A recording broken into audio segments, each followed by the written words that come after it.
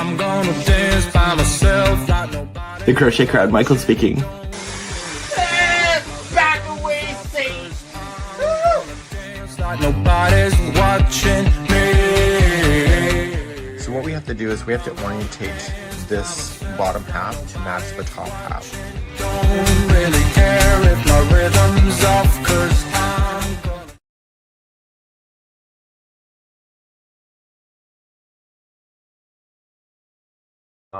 Good morning and welcome to the Crochet Crowd, and good morning on this Monday morning. I am working on a Christmas pattern design. I've actually already done the blanket. I have the diagram already drawn. So what I need to do is put it into computer format today, and then I need to actually write the instruction and get it out to the Journey members on YouTube to be able to test the design. So we're going to be going through that, and yeah, so I'm here around. I can see your comments, and I'm just going to be designing behind the scenes. So I've already done the design, I should say, but I'm just working through. So we've actually had some questions over the last 2 days about the crochet diagrams. These are hand drawn by me. So people want a program that will do that. I think eventually the way AI is going, that it'll eventually be done that way. So we're going to create a new design. My concept for the design was to keep it simple. It took me 2 nights to make the blanket. And so I used Holly Jolly. It was a Karen anniversary cake. I only used 1 ball for that because that's all I want, but 2 balls would probably be a decent size throw. I didn't want anything too big. So I'm doing great, and we are going to continue along. If you want to chit chat with me, you can. And I'm just going to grab some stuff to be able to start my design. So most of you know I have my own template that I use, and we'll work through that and get this started. So when we're doing crochet diagrams, the first color is always black. And so we're going to zoom in and do that. So I already have my access point for the center of the square, and we're going to be doing that today. Yeah, so we're just going to get myself started, and I need to do my first round. I was going to copy this other one that's here, but it's got chain 3 on the sides, and I only need a chain 2, so therefore the spacing is wrecked. So I need to create a new one to see where it's going to go. And so this will be there, and I use this as a guide throughout the whole thing as I'm doing it. And we'll do that, and we'll move it to the guide level as well.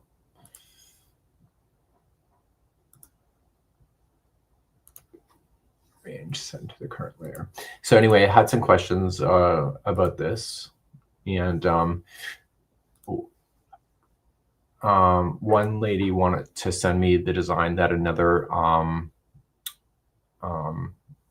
person did to draw up the diagram, and I politely declined it because I think if the designer really wanted you to have it, they would do that. So we're going to start and just grab some single crochet. So I use these for my corners. And the spacing of the green line is to tell me how far the stitches are apart from each other. And so we need to put in our first one. So we're going to move to round number 1 and get our first double crochet in. So we're going to look for a black one. Black is always starting our coloring that we have. So how do you become one of the testers? The Journey members on YouTube have been doing the testing lately for me, and we've just been going at it that way. So yeah. So I have to determine where I want to go. So I want to make sure that the height matches. So I got to make sure that these guys all stay within distance of each other. So these are just plopped in, and the green represents the spacing between stitches.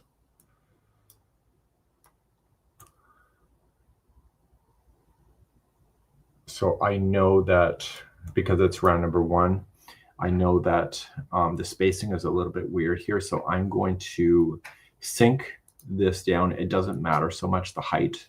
I'm going to sink that down and make this a little bit smaller. I want the spacing to be more consistent, leaving out of the gate. try moving those guys here. So I'm going to move him probably right there somewhere. The first one is always the most difficult to figure out that spacing. Yeah, so if you're a Journey member, Barbara, on YouTube, you can test this when I'm ready. And so they get their stuff in advance. People have said, well, it's pretty elite to do that. No, not really. It's a helping hand. And actually, some people are not really strong pattern readers. And so they see things and they have advice and tips and stuff that I would not consider. So I would, so it's really quite helpful to have just everyday people just like yourself, Barbara, that are working on it. So we do have a team if it's something that's highly confidential, but I've been working with the designer or with the YouTube Journey members for that. So with this designing, we don't concentrate on the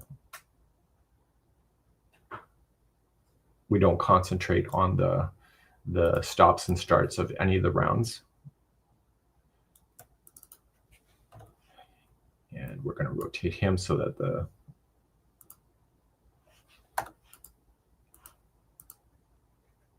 slip knot is just slightly over. And now we can get rid of him out, and we can get rid of these guys out.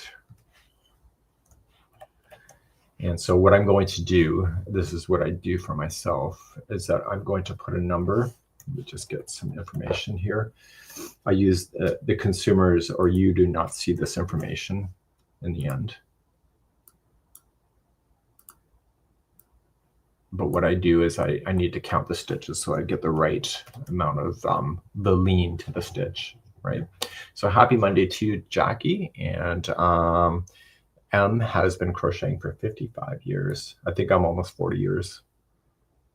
I'm pretty close to 40 years myself. So we're going to say this is 3 stitches. I'm not going to bother to label the rounds yet. It's too soon to do that. And we're going to make this wrap around. Okay. So everything is about a rotation. And so this key right here is the center of that. So we're just going to move it to the center of the box, and 360 degrees divided by 4 sides gives me that.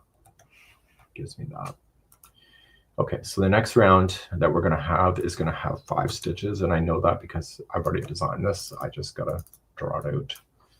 5, and the next round we're going to go is round number 2, and it's blue.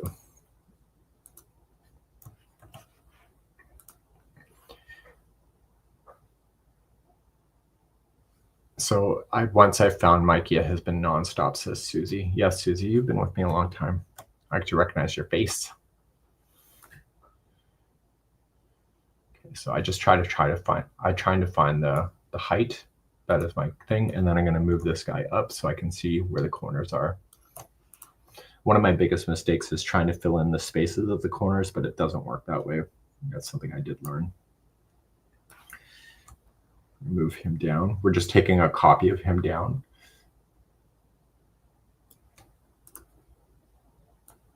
And the green represents the distance of the stitches. So if the distance is always the same, it makes these things a lot easier. So I'm going to move him out.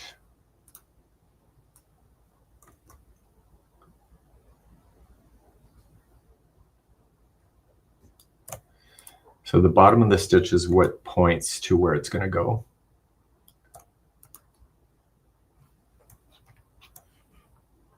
And we have Shannon all the way from Ontario today, my stomping ground. We're going to get rid of this guy out. Okay, so we don't know the distance. So what we need to do is figure out this distance, and there's 5 stitches. So we're going to make a repeat going on. Blend options. It's going to be a specific step. So there's 5, so there's already 3. So there's going to be 3 steps in between the 5. And then option command B will then give me the distance that I need that's equal to each other. And so what I want to do is just match. So in the future, when I do that, as this thing gets bigger, it'll automatically line up. It's just because it's the beginning of it. So there's 5 stitches here. So these are pretty close, pointing to where they should. So I'm not going to bother with that too hard. I'm going to leave it right where it is. And we're going to move this all to layer number 2. If I ever have to make a mistake and I can get rid of a layer, that's why we do that. So we have north of, oh, Kathy's north of Montreal today. Kathy, you're in Montreal.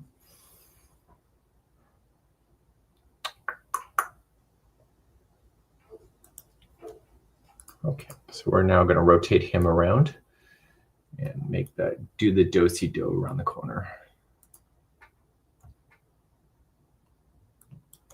Oops.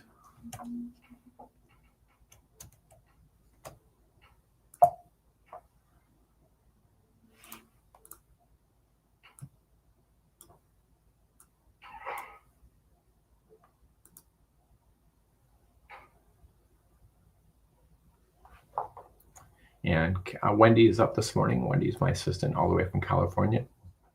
She's up this morning. Wendy, I'm doing that Christmas blanket that I showcased on my profile this morning.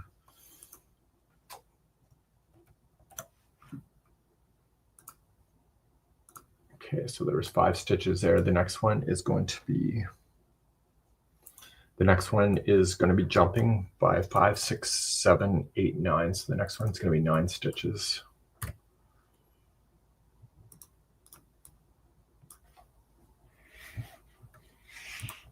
And the next one is going to be,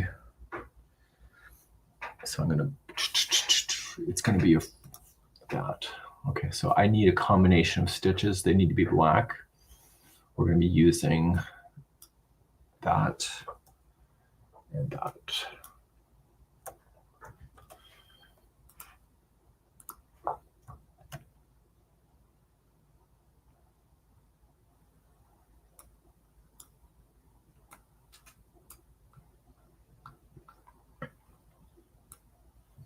To prevent this thing from really going sideways, I'm going to try to match the height to something that already exists. So just do it a little bit smaller.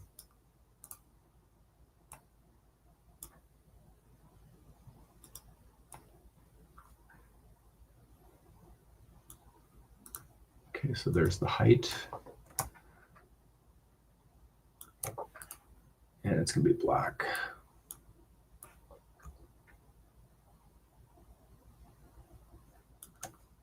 So this pattern is really an easy repeating pattern that I have.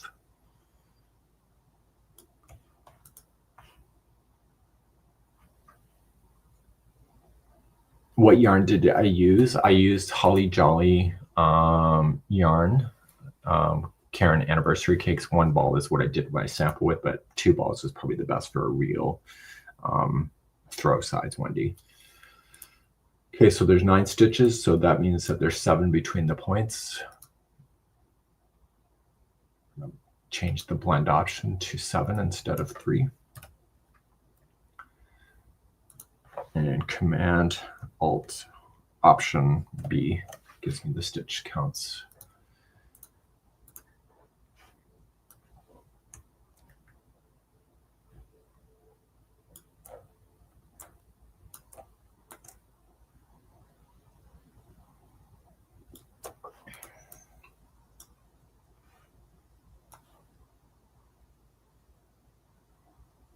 And Ola Joe, she's in the house this morning.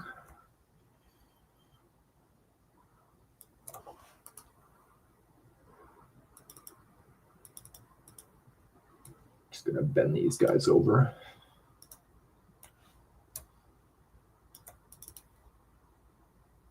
So we started decorating the house yesterday, just getting things cleaned up and ready.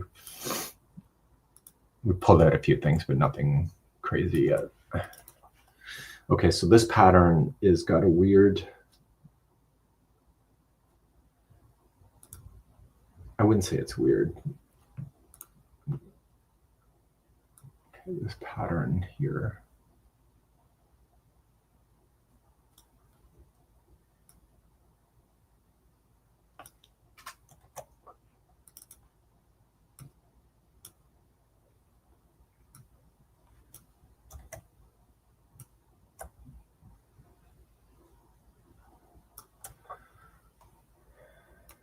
Okay, this is a front post treble. Just going to make these guys a little bit longer.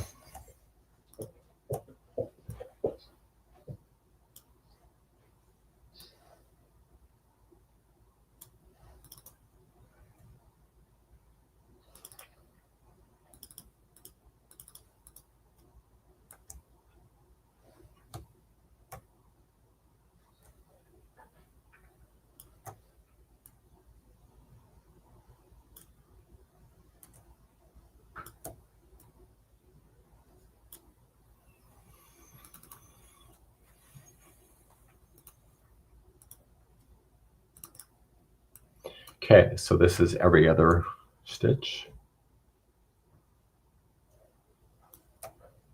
And these guys are in between. These stitches are kind of hard to design with as far as a crochet diagram.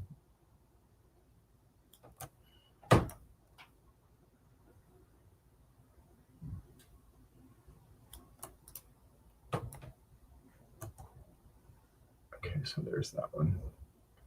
So 9 stitches, and then we're going to get rid of this guy out. This guy's out. And move these to layer 3.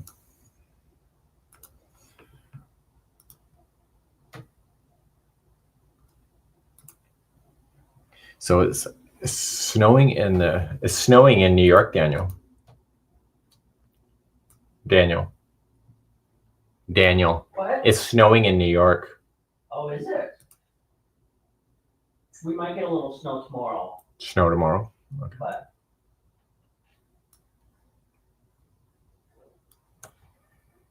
And Daniel's working on his computer just right over there.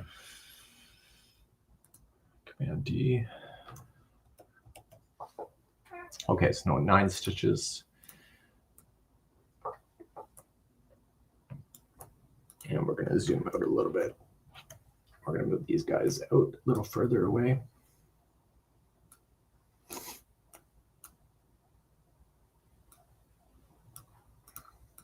Okay, next row, number 4, is a single crochet row. So I have a single crochet row every other row. And what color was it? It was blue. So with the Holly Jolly yarn, because it's changing color on its own, the single crochets helps it prevent from pooling. So it changes up the stitch work a bit. And we'll take these guys over.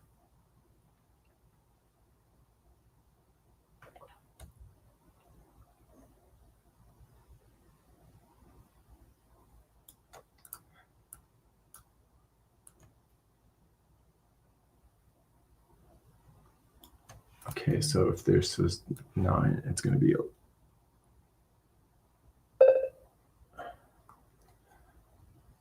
it's going to be 11.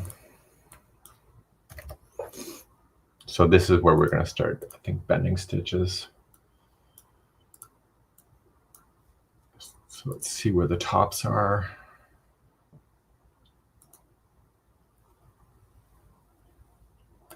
So 11, so that means that there's 9. Option Command B. So there's the tops of the stitches. At some point, these things are going to bend. They haven't bended yet, though.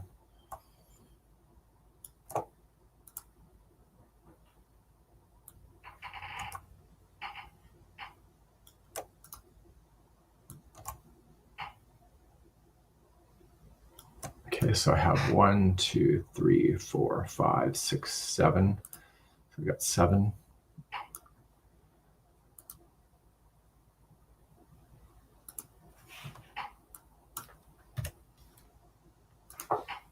Option Command B. There you go. Done.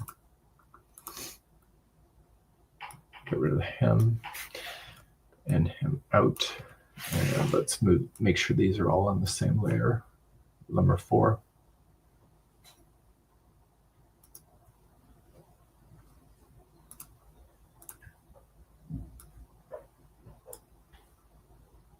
And we'll rotate.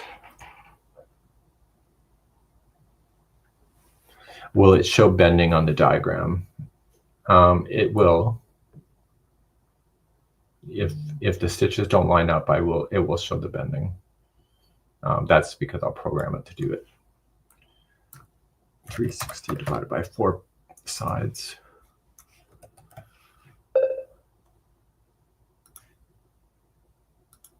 So I am Nathan. I am doing a Christmas blanket design that I've already done it, and I've got it handwritten, but now I'm doing the fun stuff. So what we're going to do in the next round, we're going to do a cluster, a 2 double crochet cluster. And make sure this is round number 5. Paste.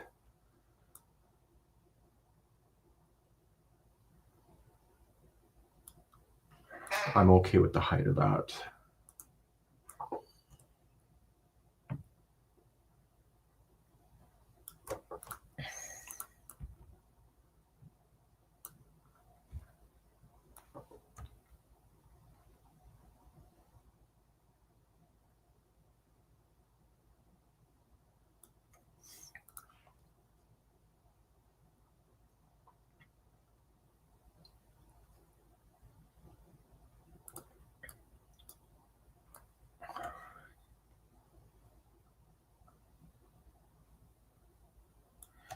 Okay, so if this is 11, this is going to now be 12, 13, 14. It's going to be 15.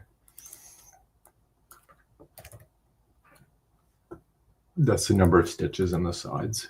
So you won't be seeing that. It's just for my design purposes.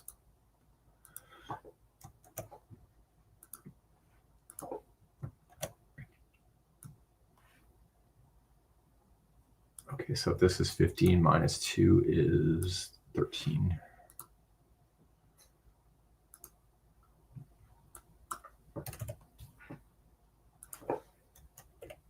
There's the tops of the stitches. First 2 are double crochets going out.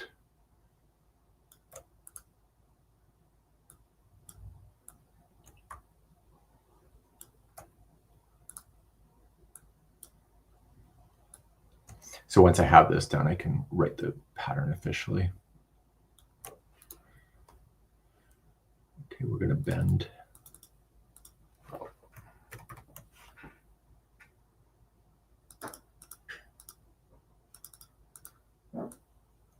The one part of this blanket I really like, I did a double crochet over top of a chain 2 space, and it hides some of the yarn underneath it, and it makes these really kind of spiky, festive kind of idea.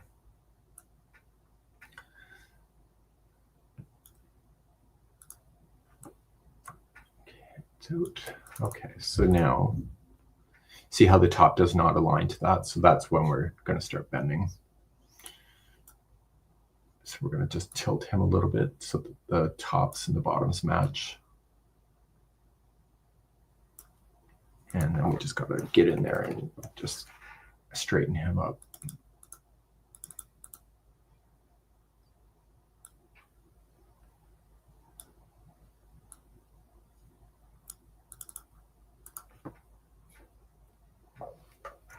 And down.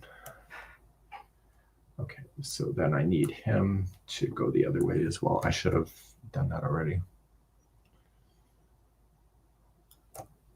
And bend it the other way.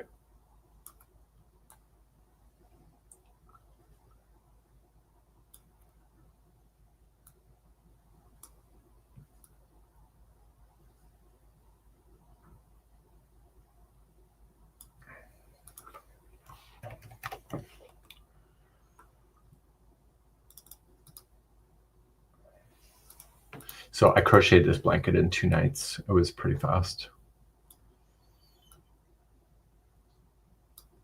So I know people like to crochet for Christmas, and so they don't got a lot of time. So there's going to be 1, 2, 3. So there's 3 stitches of this. So let's put those in. Blend. There's going to be 3. Option Command B. There's the 3, and then I need some single crochets that are in between in black.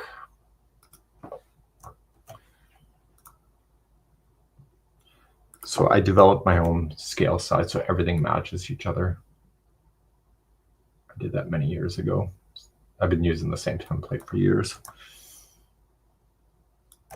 I could have done the blend tool for this, but there's not very many of them.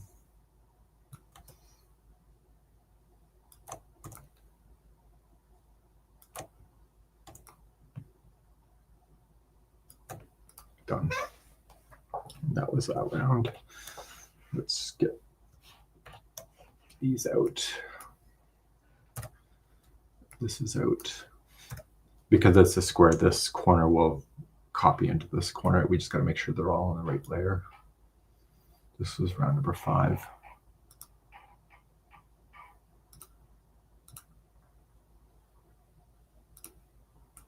Let's do this do-si-do circle. So Shannon, have a super day, and thanks very much for checking in this morning.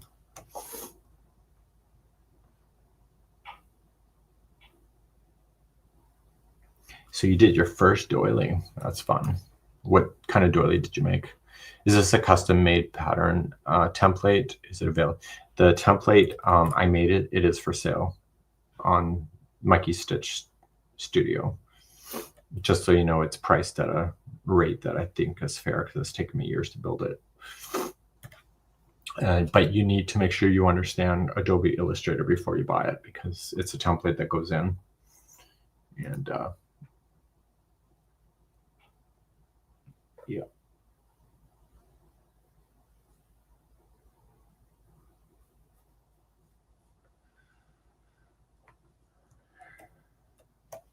Okay, so we got that in.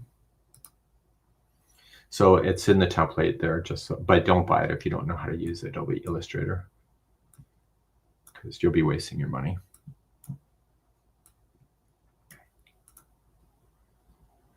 Okay, so we got round number 6 is next. It's going to be blue. It's a double, so it's a single crochet around every other round.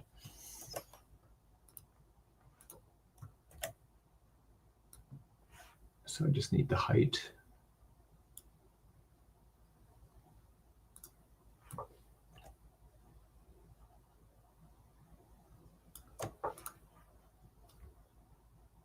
And we need some blue.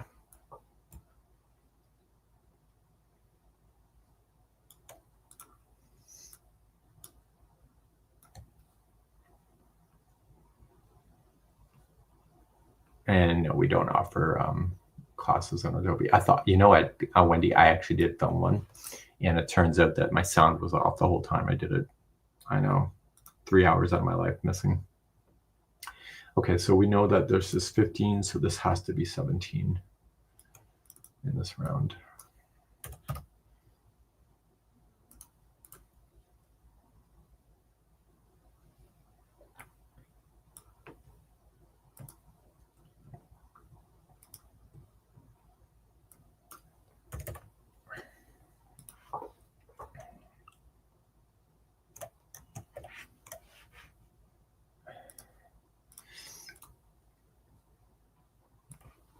And the truth is, Wendy, I wasn't sure how many people would want to learn how to make these.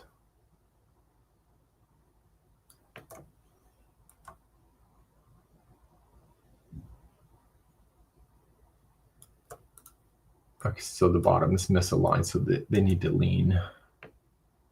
You need to bend.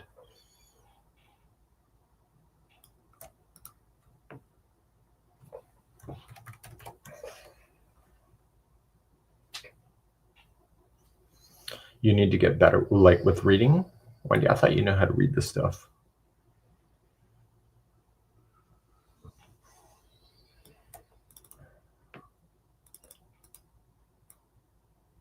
So it's just leaning ever so slightly.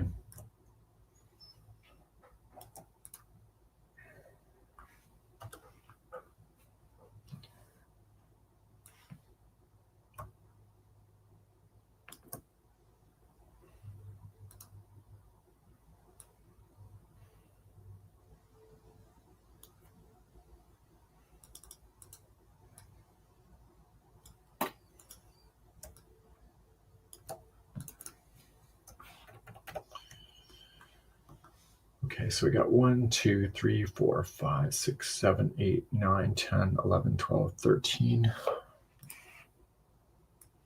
13 steps.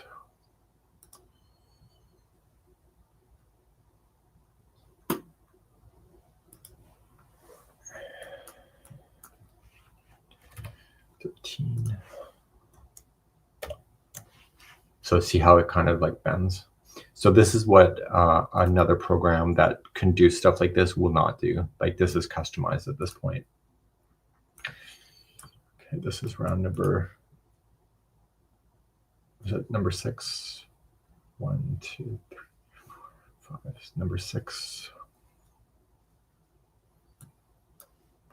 But I think AI will replace me one day and doing this stuff. But hopefully I'm retired by then.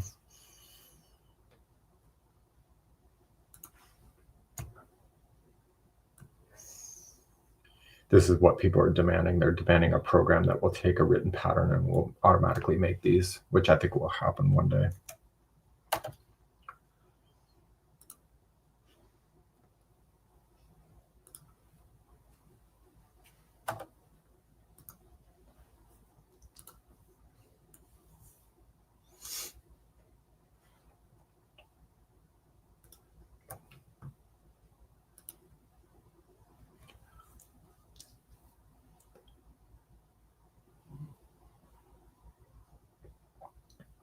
So we have BC in the house with Roxanne this morning. So Jeannie T likes to make the crochet Christmas blankets. I do too. And then I put them away with my Christmas decorations, and then I'll pull them out again next year. And then I'll forget that I actually made it. And then when I pull it out, I'm like, oh my God, I made that.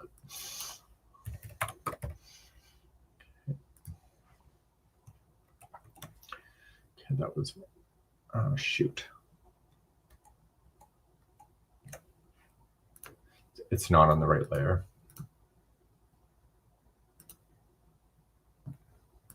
If I ever make a mistake and I have to take out a layer, it's better to do it now. This is on round number 6. It's easier just to do the one side and then make sure it's all in the right layer before copying it around in the circle, because then you got to pick them all out afterward, and that's not a good time. So we have Illinois in the house, and Kathy says watching a create diagrams is like shorthand. They were offering shorthand when I was in school, but I never took it. Do they even still use it today? I don't even know.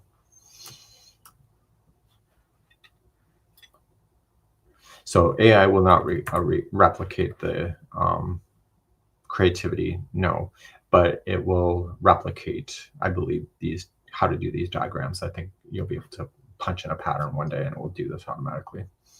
I'm pretty sure of it. And it may happen within my lifetime. Who knows? But it's such a niche hobby, so it's hard to know. Okay, so the next round is going to be double crochet only. So we're going to 17, 18, 19, 20, 21. So what makes these diagrams, what makes this stuff work is the odd number. It's going to be black.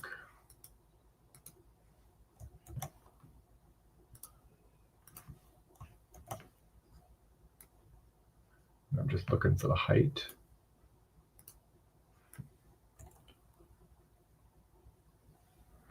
Wendy says we were probably the last generation to learn shorthand. You know what, Wendy? You know what I really considered when I was actually being a court reporter. With the people that are taking notes, I did consider that.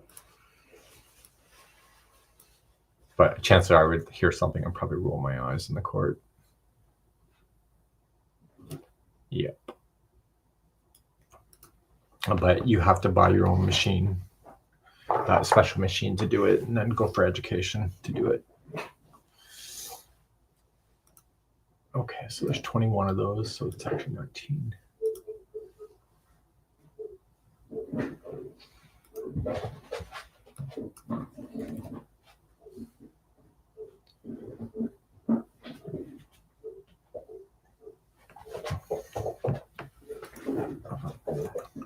You got to go outside and go see. Go see. Go see. What's she like? Go. Here, this way. Go see. Go see Puppy Dog. What's she barking at? Okay.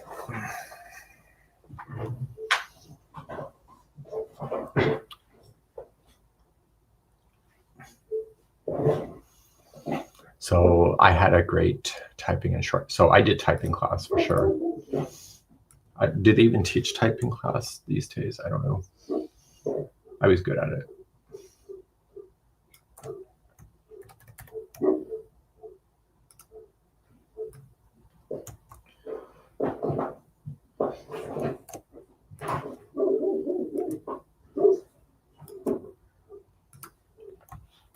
So I took typing class in grade 10 and my dad bought a computer in the fall of grade 10, an IBM 286. And to help learn typing, I started typing out my class notes. And for the remaining of my education right to college, I typed my notes every time I got home from school. And I turned myself from a D student, a failing student, to an A student because of it. Because I think just by typing it out, you regurgitate the information twice. And so when we had open book tests,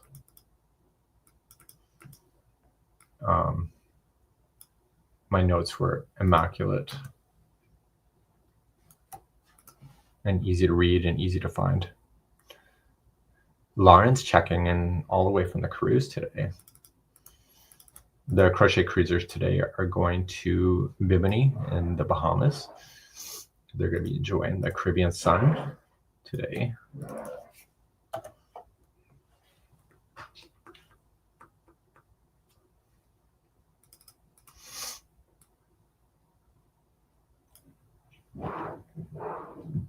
So, Lauren, how's the internet connection? Am I cutting out, or are you good? Because we're going to try testing the AV for the classroom, I think today or tomorrow morning. I think today, though.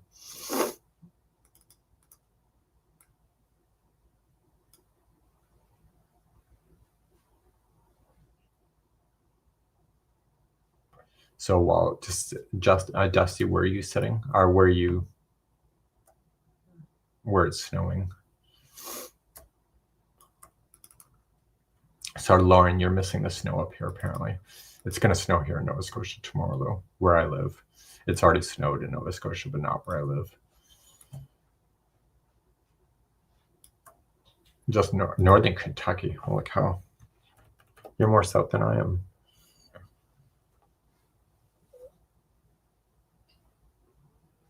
The integrate, once we left port.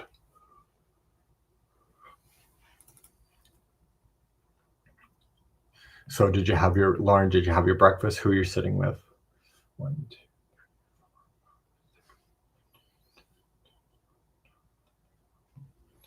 2, 15. So close to Cincinnati. Oh, you're close to Cincinnati. In WKRP in Cincinnati. Oh, and Melissa's missing the snow in Ohio.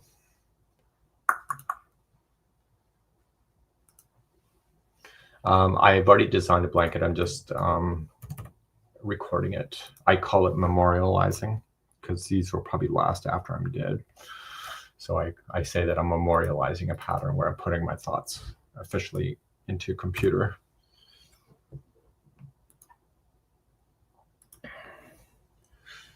So I've just been taking it easy at home. Okay, this is round number 7.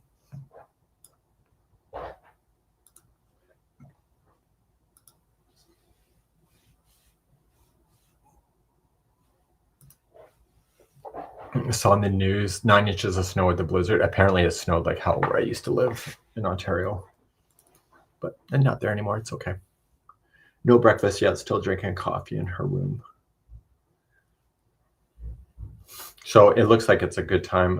Lauren, it looks like a really good group on board.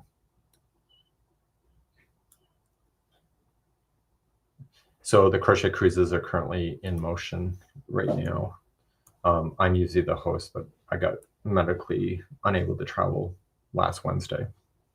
So I am here at home enjoying the cruise from a distance, even though it's my cruise. Karen was already scheduled to go, so she's taking over my role. And they all got their yarn last night, and we were dealing with the ship and the transport an hour before you left yesterday, Lauren. We were flipping out. So, but that was all happening behind the scenes. Yeah. So Gordon is bragging about being all hot and bothered with the 75 degrees.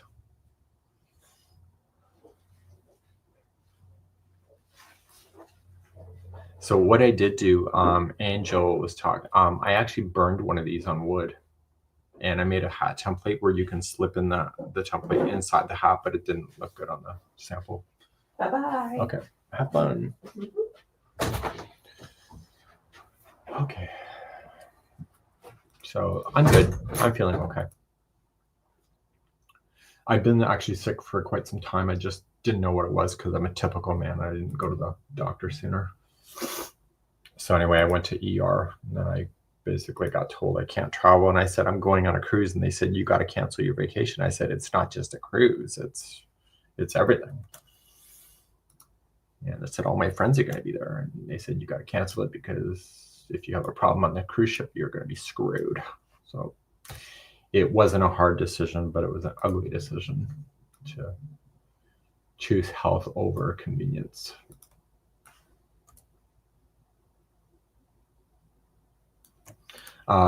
What changed my mind to go to the ER was actually Daniel was talking to me, and one of our guests actually had a gallbladder attack on board, and there's nothing they could do. They dropped her off in Alaska at one of the ports, and then she was ambulanced back to the ship and sent back on the cruise ship, and they did not give her enough medication to get home. They only gave her 2 days worth of medication, but she had 4 days left on her trip. And so it was bad. So she had emergency surgery as soon as she got home. So I was concerned about that happening with me. So I decided to stay home, because anybody that's been on a cruise ship knows that the ER is not the place to be if you're in serious trouble on a cruise ship, because they can only do so much. And then my travel insurance canceled as a result of it, because it's a known condition at that point. So it seemed like an obvious decision to choose myself over taking a risk. Because God forbid you ever have to be airlifted off a cruise ship. Yeah. So DIY, Charlie likes the changing of the seasons. I do too. It always feels weird when you go to the Caribbean and it's like Christmas. And you're sweating looking at a Christmas tree.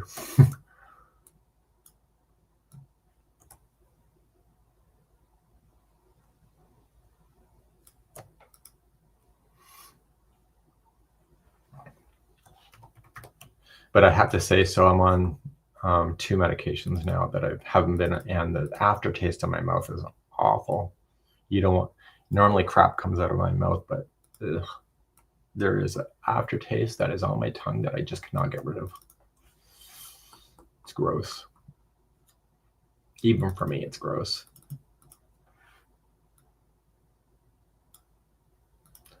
But my stomach cramps have gone. So one half dozen, another, I don't know what that saying is. Anyway, so do some Christmas decorations. I'm gonna probably do more of that later. Autumn thinks it's summer. At least we're getting rain, at least later this week. We've had a lot of rain finally. I know that you like it wet, Gordon. Yeah. So Lisa just had, Lisa, you just had it? You're still healing. What's that mean? Because I think I'm going to be out of commission after, from what everybody's telling me, these horror stories. 6 of one, half a dozen of, yeah, that's right. Thank God Wendy's here. She's the brains of the operation. I'm just the dummy behind the camera. So 21, so there's 19. So until I started doing diagrams, I was never good at math and calculating stuff in my head. And so it's actually improved my math skills. I know, it's hard to believe. I used to cry in math class. It was horrible. And I still don't understand fractions. Don't even get me started on fractions. Fractions can go F itself. I understand like 3/4 of a pie or whatever, but as soon as you're adding fractions together, I am done. And somebody on here is going to say, oh, that's so easy. I'm like, yeah, whatever. Yeah. So anyway, I'm going to be good. When I was at the hospital, there's a lot more sicker people than I am. That's for sure. So I'm not in as rough shape as other people are. So if I become emergent, then I'm at least home. I can deal with that.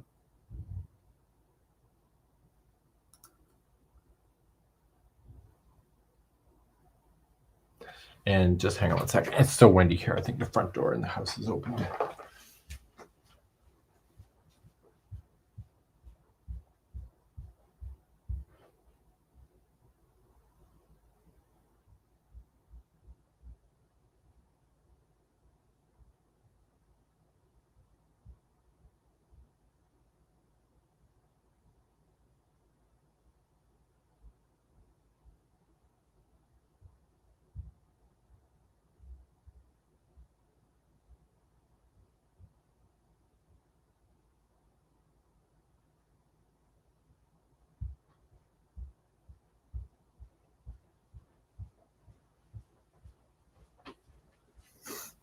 Okay, problem solved.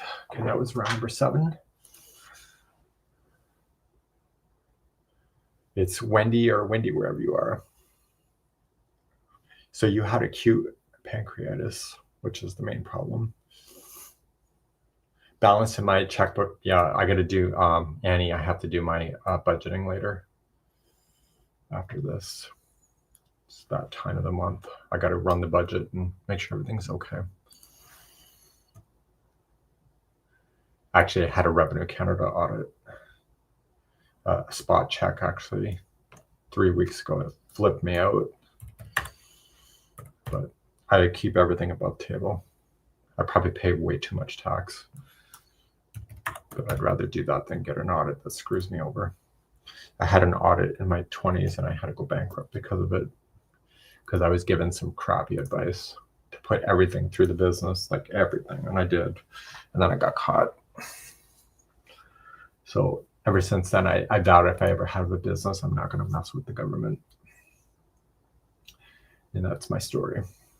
Okay, the next round is going to be, oh, that's the interesting round. So that's going to be double crochets.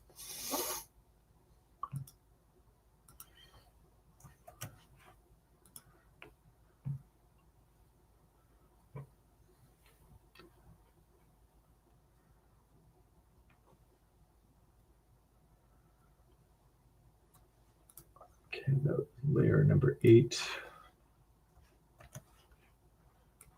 Okay, now this is the fun layer. This is the layer that really makes it fun. Okay, we're going to move that out further. We're almost done our repeat for the whole blanket, and then it just speeds across. So I wanted to do a peekaboo look and to go over top of the stitches. And so this round is the starting of that concept.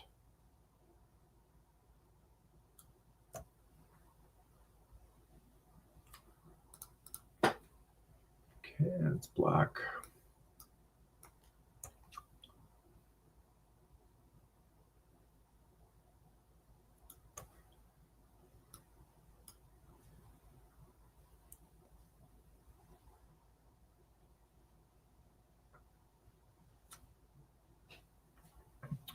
So Deborah is getting to work.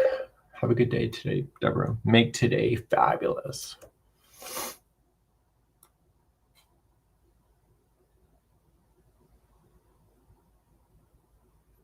So Gordon was talking to me in the summer that they over, typical gays, they over decorate. So I'm interested to see what he's going to do this year. Okay, so this is going to be 25, 27.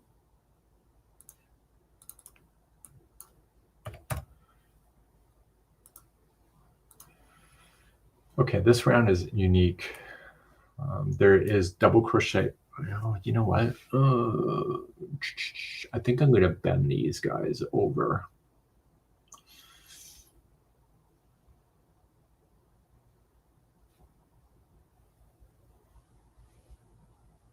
Okay, so this is going to be 25 steps.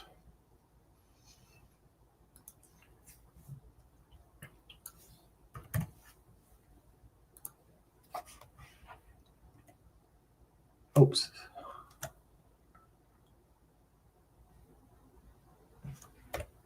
There's the tops. So how am I going to bend these guys over? I am going to, the next layer goes over top of this. So it encases the stitches underneath inside the stitch. So this is here.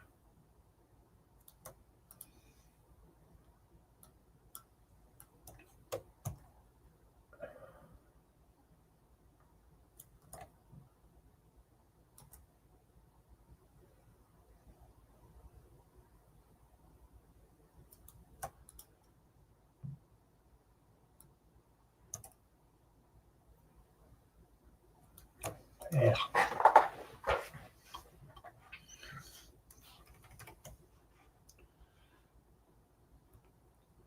We didn't do much for Halloween. Apparently Americans do big Halloweens. That's not a thing up here, I don't believe. And Thanksgiving is really not a Canadian thing. We do celebrate it, but it's not a big deal like the Americans do it. I know I know quite a few people that don't do anything for Thanksgiving at all, like Canadian wise. And I think probably some Americans don't do anything either, but I'm just gonna bend these guys. Gordon likes when I mention the word bend, I'm sure of it. Oh, look at, yeah. I was waiting for his comment.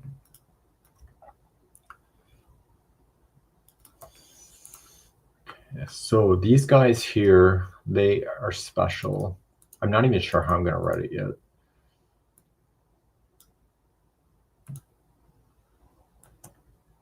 It's the next round that I'm concerned about writing.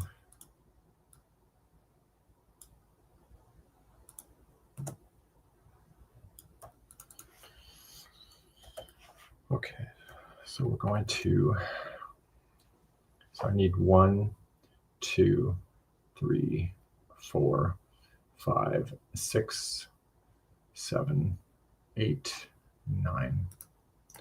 Need 9 of those.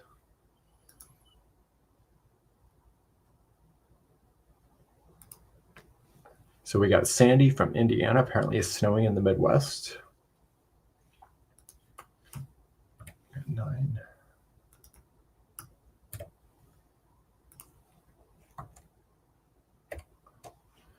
Okay, and now there is, what am I going to do with the single crochet or the chain? Let me just grab a couple chains. I need 2 chains, black.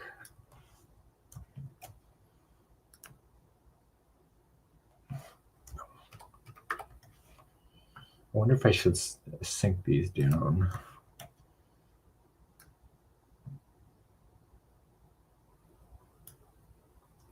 So anyway, I just finished watching Selling Sunset out of California.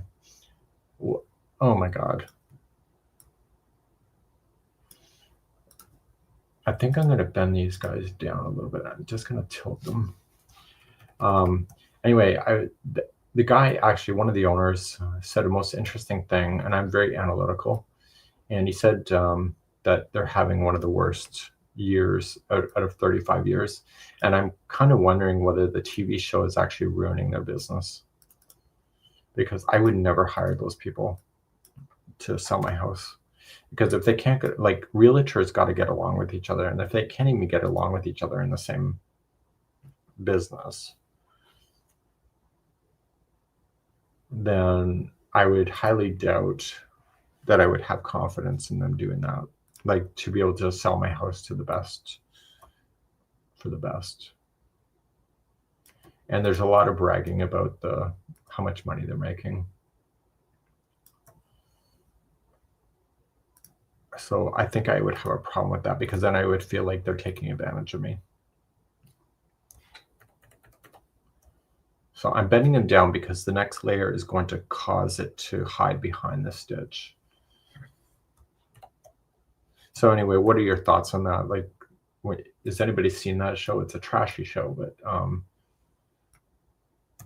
the drama these women fight about, like when they go out for dinner, you know there's going to be a fight just because they can't keep it sane. So 1, 2, 3, 4, 5, 6, 7, 8, 9, 10. I got 10 of those. So Wendy would not buy a house. I caught up all through it, all on it through the reunion show. Oh, the reunion show was hell. I don't even know why. I know I watched it because it's drama and I'm not involved. But it was not great. I'm like, I don't understand why these agents have to comment about their boyfriends or their husbands of another agent. Like, just leave them alone and do your job. But Wendy, you know what that means. Oh, somebody's making sense. But anyway, I wouldn't trust them. So anyway, I just wondered. And so then they put these big ass hedges, Wendy, in front of their business because they said it's too distracting with people looking in the windows. So having a feeling that the show is actually not helping them. But I bet there's money in the show, so I bet they're gonna suck that up for the money. Yeah, so I bought Wendy a mug. Wendy's my assistant, if you don't know that. I bought her a mug. Stop making sense. Because she makes a lot of sense. Okay, so that is that round. That was 27. And then the final round, well, actually not the final round. We've got to do 2 more rounds. So the next round, we are going to do a single crochet top. So the next one is interesting. Round number 9. I need a bendy one. Let me just grab this guy here and take it with me. I'll just drop it. You like seeing the houses? I don't know if I like seeing the houses. I just see opulence to the point where, like, who in the hell can afford that? Like, what do these people do in order to make that kind of money? Okay, this is what I need right here. I'm not jealous about the money. It's just, it seems like it's so over the top that I think it's ridiculous.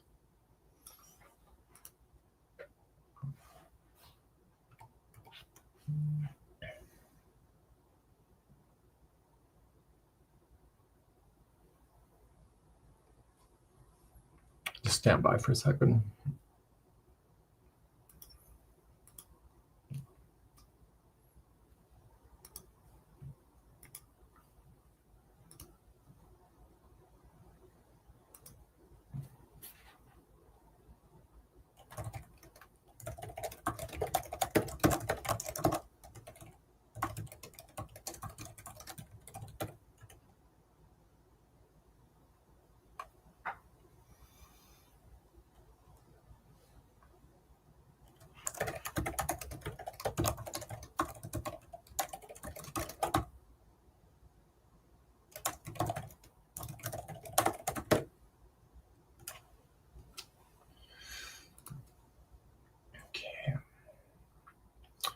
We're going to change that to blue.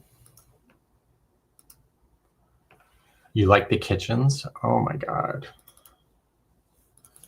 Honey, all I need a kitchen for, and don't judge me, is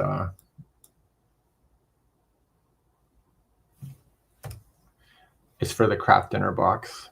That's all I can cook. And eggs, barely.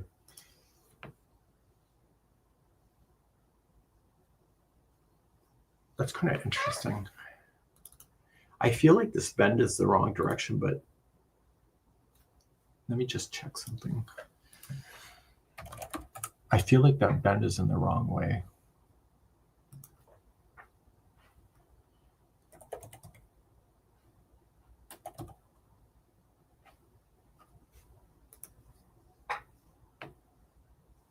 Just gotta look at a professional diagram and see what bend direction that is. It is wrong. It's the wrong direction.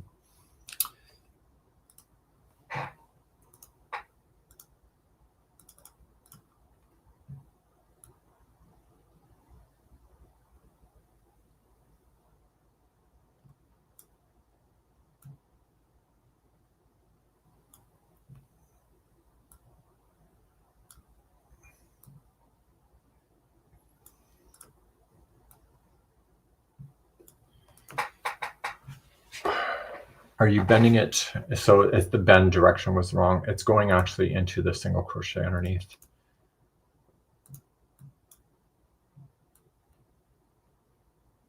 It's going right there. But let me just get the heights right first. It causes it to, so it's going to be inside this chain work. So I have to move the cross over top of this. Let me just get rid of that. It does a really cool feature though on the project.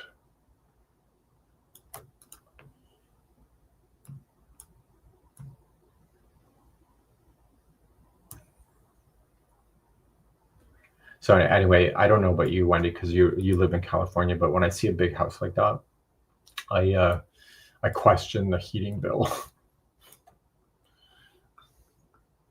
I saw some really big houses in North Carolina once, and I'm like, oh my God, how in the hell do they afford to heat that house? And of course, you know, me being Canadian, it's the first thing on my mind. We actually looked at a house before we bought this one. And anyways, 5,000 square feet. This house is 1,800. And I just thought, oh my God, you know, how am I going to afford to heat a 5,000 square foot house?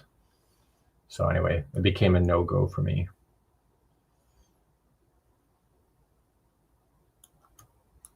Okay, so this is 27.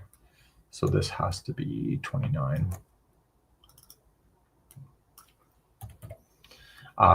So anyway, because I'm like, this is Adobe Illustrator that's doing this. All the symbols are my own though. I hand draw those. Okay, so we have 29. So I think there's going to be some bending action here. So that means that there's 27.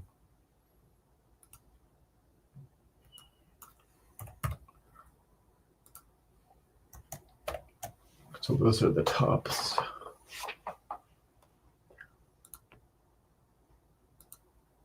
So I'm going to grow this up. Look at that.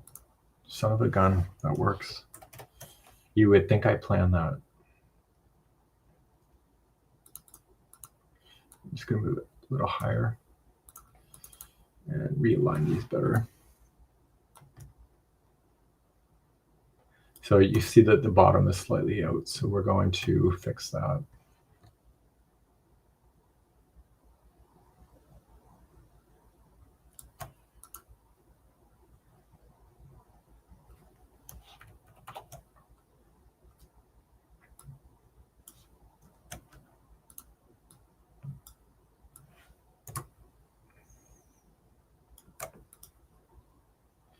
The pattern is for a Christmas blanket. This is the end of the repeat. Well, actually next round is the end of the repeat. So it's a nice, easy repeating. Once you understand it, you can put the pattern down and just stitch in front of the TV and enjoy your pattern. So I crocheted the blanket over 2 nights. It's just a throw for my sofa. So Missouri, is it snowing where you are, Mary? I hear it's snowing in Kentucky.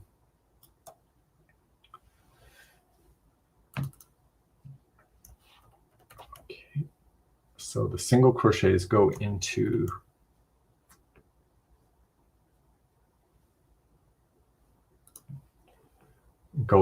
these. So I need 1, 2, 3, 4, 5, 6. I need 11. So by doing the blend, it causes the motion to follow the arcing of it. So did I say 11? 9, 10, 11.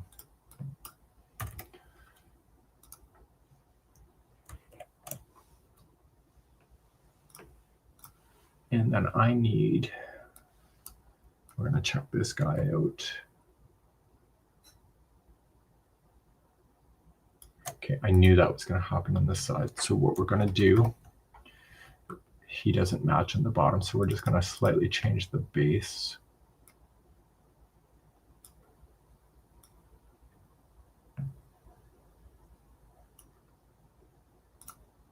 Got it.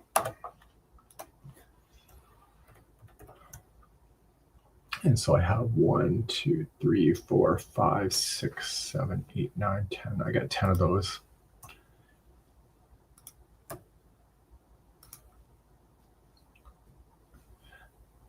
If to read a diagram, you just got to go step by step. It just,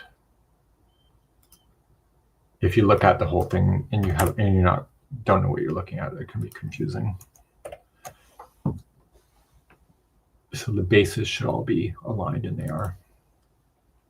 Okay, so we have one more round, and then the repeat is pretty much done.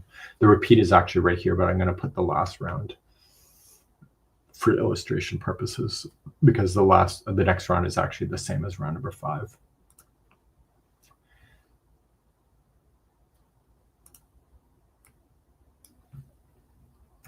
Okay, this was round number what? Number 9.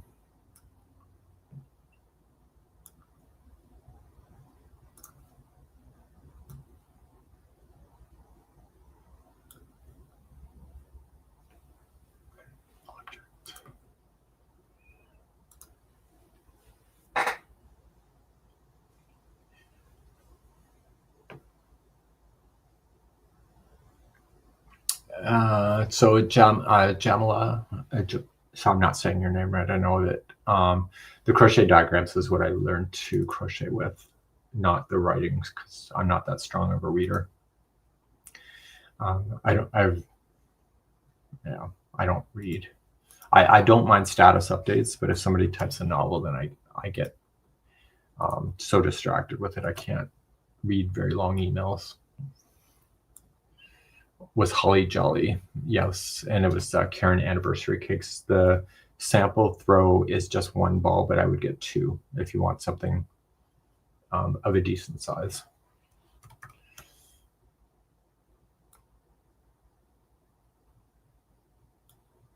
And I chose the color based on my own decor because there's several festive colors in Karen Anniversary Cakes this year.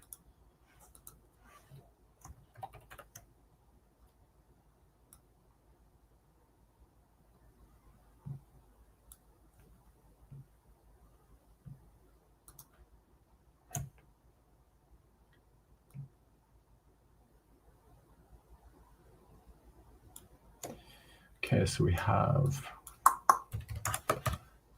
4. And the final round is going in now. So this is round number 10 going in.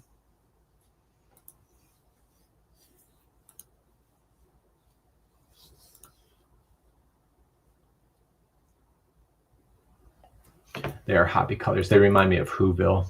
So I'm going to call it the Christmas cheer. I was thinking actually something with Whoville. And so I was thinking about the Christmas cheermeister, you know, when he's lying with his book of Who. Yeah. I just watched that movie the other day for the millionth time as I was crocheting. They're Grinch. Okay. This is the last round going in. And then we'll have to type this stuff out.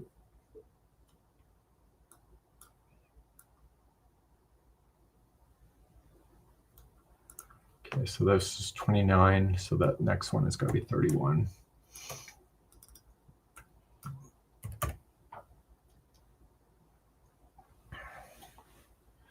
I didn't catch everything you just said. You're designing a blanket for, yes, it was the new festive thing. It was called Holly Jolly is the color, but I considered the gingerbread one. But I wasn't sure how big I didn't know how big it was gonna get, but it's actually a pretty fair size. It's fair enough just to throw it on a sofa and enjoy it. I don't plan on using it like as a blanket. I plan on using it as a decor item. Okay, so this is 29.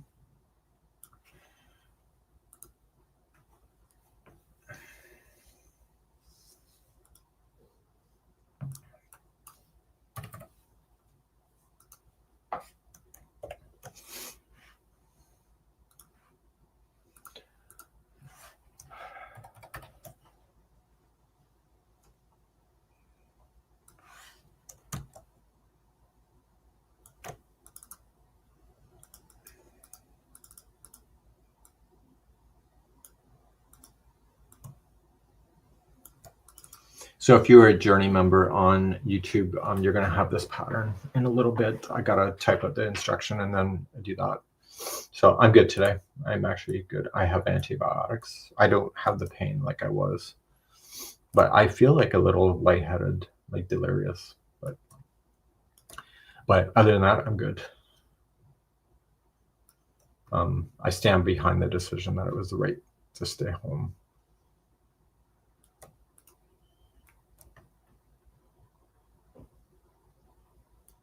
And so one of my messages, so the crochet cruisers on board are getting messages every morning from me and other updates during the day. And my goal is to make sure that they're not worried about me and don't make it all about me.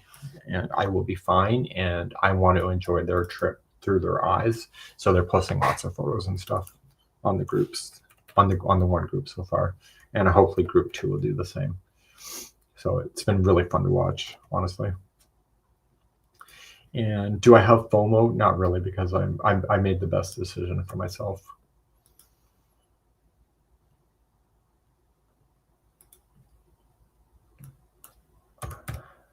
I know some people are kind of disappointed they didn't get to meet me, but there's only so much a person can do. Okay, so that was the final. That was round number 10.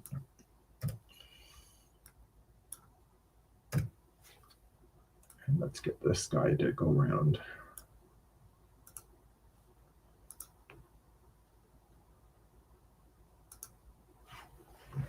So lots of water. Yeah. Yeah, don't worry about me. I'm good. I'm good.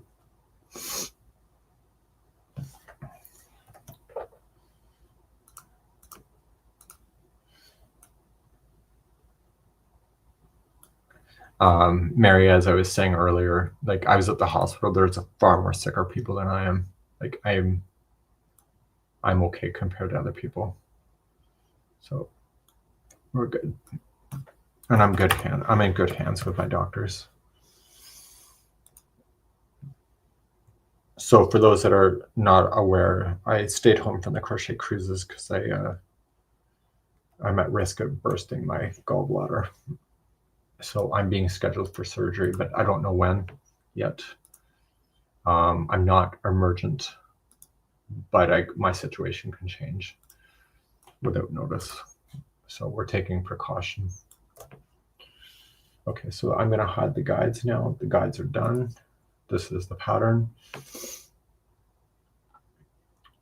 And now we're going to do the starts and the stops of these rounds. So I'm going to need some of these.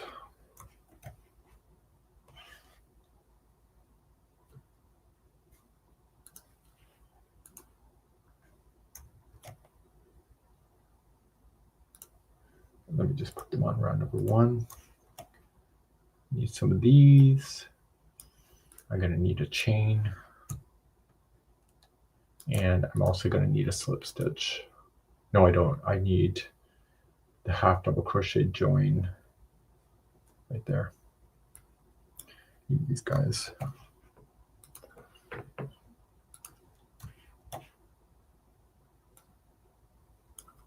I'm going to need this guy out. And I need this guy out.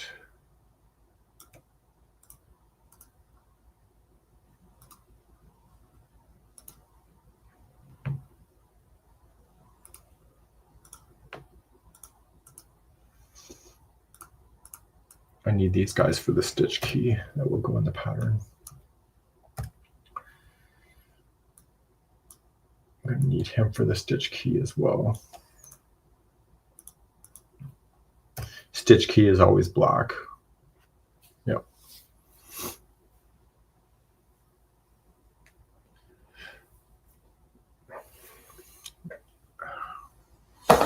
So that water will help the dizziness, that's for sure. Okay, so let's just get ourselves set up and let's just start doing the half double crochet joins. We'll do these first.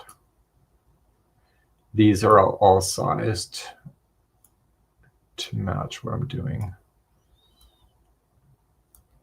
And their distance is always the same. So the first one's out, out, out, out, out, out, out. Oh, that one's missing.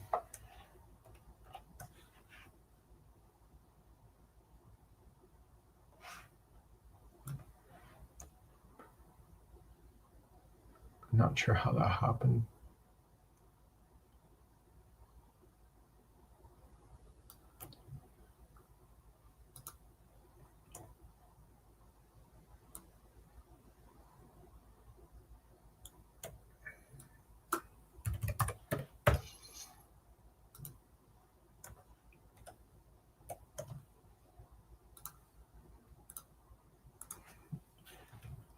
Out and out. Okay, this is the last row. So the last row would actually be that. That's real. So we need a slip stitch for that.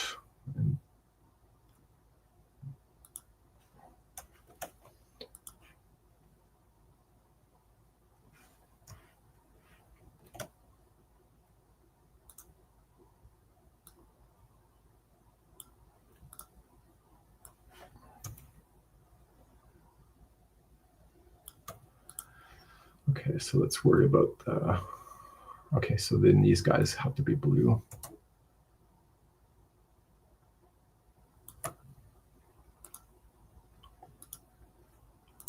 So because it's a box, this should actually go out on a 45-degree angle without any issues.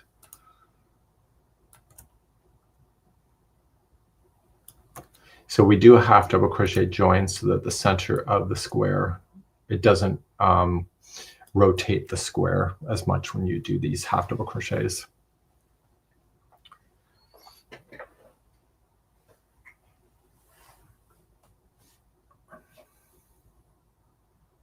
Is there a way to transfer your charts to Stitch Fiddle? I read the charts much easier on there, but I lose focus on the verbiage of the instructions. To transfer your charts, why would you transfer it to Stitch Fiddle if I'm doing it here? I find Stitch Fiddle is you'll see a lot of bending in the pattern. See how these are just slightly bended? You probably don't, I don't know if you can see it, but it's bending to match the shape. Squares are the hardest thing to diagram out. It was one of the last lessons I ever had that filled in the gaps, and I actually took an online course with Edie Ekman, and so she filled in the gapping spaces that I had that was causing me problems. Okay, so there's all the half double crochet joins. Okay, this guy is going to be gone. This guy is gone. Gone. Gone.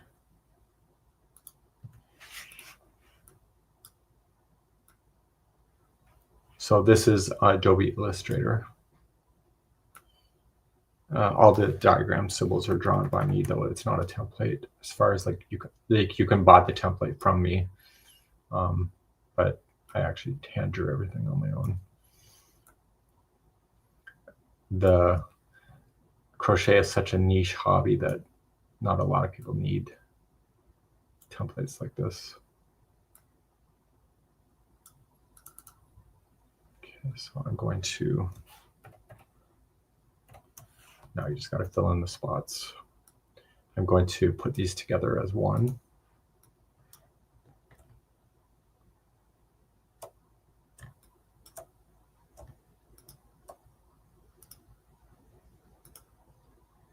Because I can mark off rows as I go. Stitch Fiddle. I haven't been on Stitch Fiddle. Maybe things have changed. But Mary, I would not buy the template unless you know how to use Adobe Illustrator, because it'll, it took me years to make the template, so I've kind of charged accordingly. So it may look expensive to you, but it's years of work. So anyway, one of the crocheters in the retreats that I did in the spring said that they would really like to buy the template, and so then I put it for sale. But it wasn't something I was planning on doing. And so when I learned this stuff, I actually wrote myself a manual on how to do diagrams. And people want that too, but I don't offer that.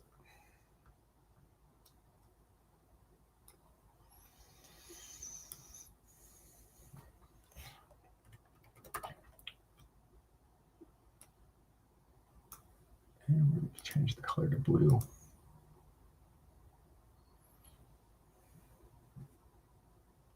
Put it in a PDF and Crochet Knit app. Teresa's joining me. Oh my God. Teresa. No, Teresa is the partner of my former boss. Oh my God, she is fabulous too. And she's got a really contagious laugh. She's a lot of fun.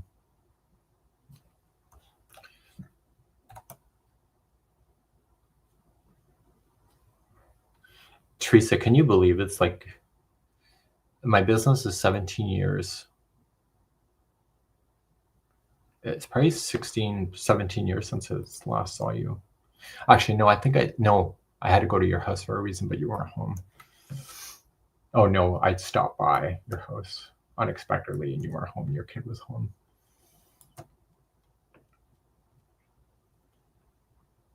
Oh no, I stopped by your house because we saw your dogs. I don't know. I don't recall. We'll just make it up as we go.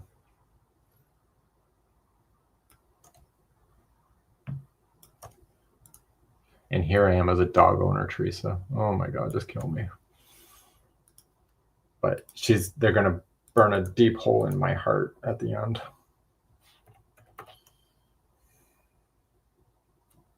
Deep, deep, deep hole.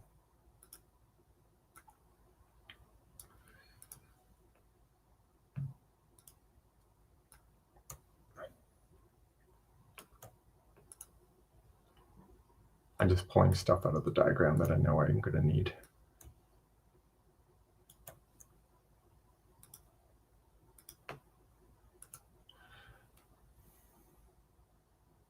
You don't understand candy.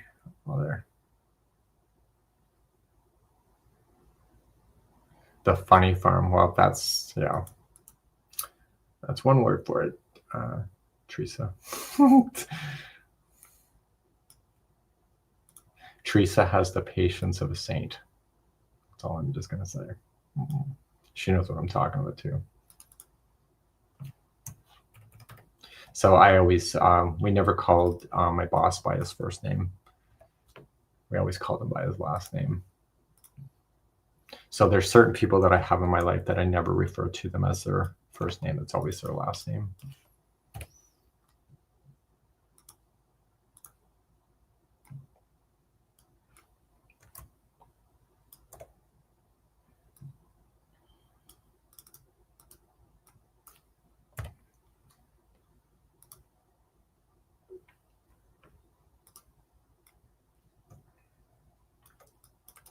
because like when you know as many people as I do, it's just easier to refer to the last name because it's more specific on who you're talking about without having to explain who it is.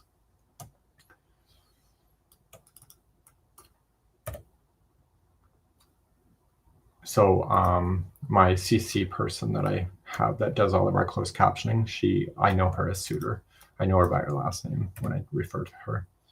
I don't know if she knows that, but I do.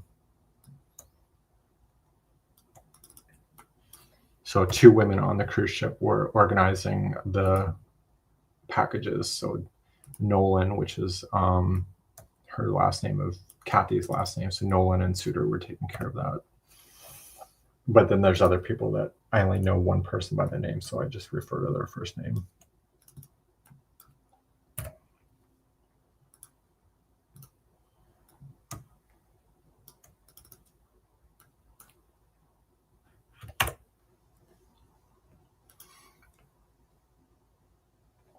So I want to play, got to get moving. Glad you both are living the dream. It's been a good move, Teresa. I never thought I'd enjoy Nova Scotia as much as I do. You know what, Teresa, you know what it is? I feel like I'm living in an area where I can be me. I'm no longer like the town gay guy. Like Daniel and I are no longer the gay boys, because there's a high concentration of gay, lesbian, and trans where I live. So we blend in as community. So we're no longer that finger-pointed couple. And I think that's what just got to me in the end. I just didn't want to. I want to participate with community without actually being a victim of the community, if that makes any sense.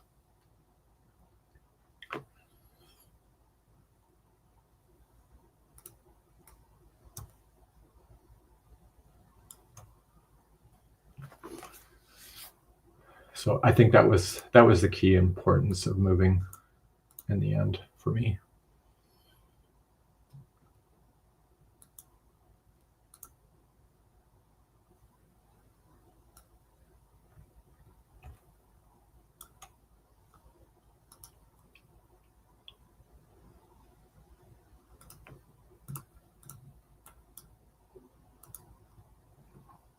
One of the things that we talked about with the crocheters that came Nova Scotia trip, like Nova Scotia is so heavy on community. Like it's all about community. You support the community supports you. And that's the biggest takeaway from Nova Scotia, in my point of view.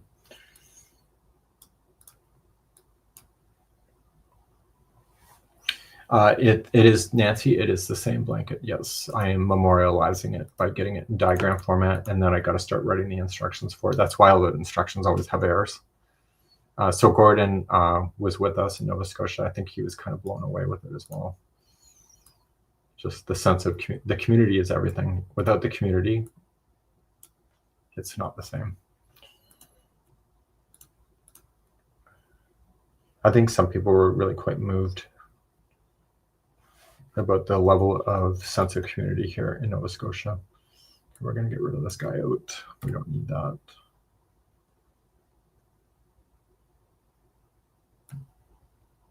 I'm going to move him up.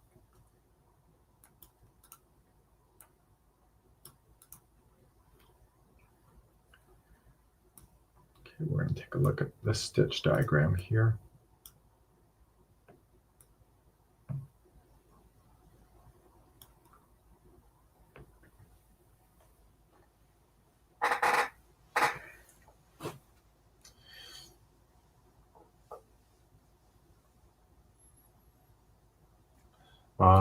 Teresa, we did have some laughs at somebody's expense. She's got an award-winning husband. The nice thing about her husband, though, he was my boss, but you could literally joke with him, but he was just as good going the other way as well. And you know what? As much as I'm special, he didn't make me feel like an outcast. So I will give him a lot of credit with that.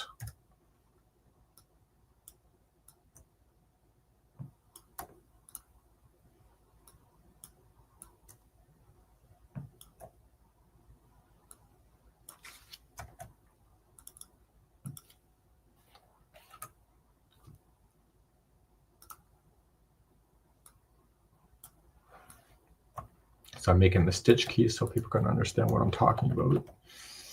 Okay, let's see what else we need from this. Okay, I need this one.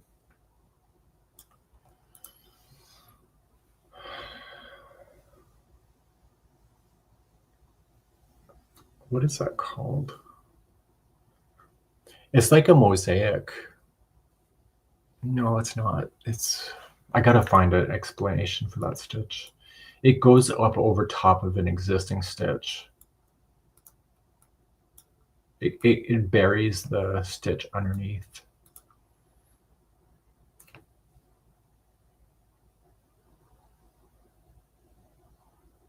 Okay, I'll be right back. I just gotta jump screens. I'm gonna ask AI, what is the name of a double crochet stitch that buries the row below?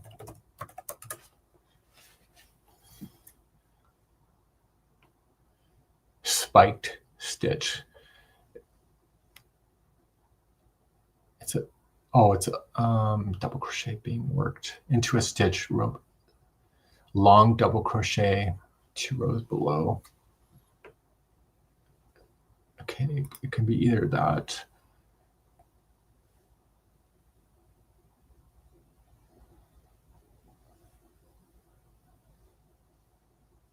So what am I going to call it? A spike stitch or a long double crochet? I think it's a long double crochet. Is it brioche? I think it's a long double crochet.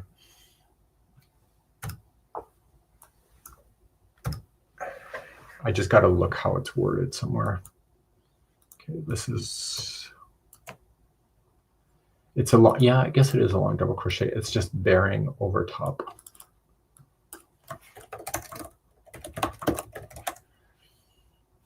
I'm just going to explain into stitch 2 rows below.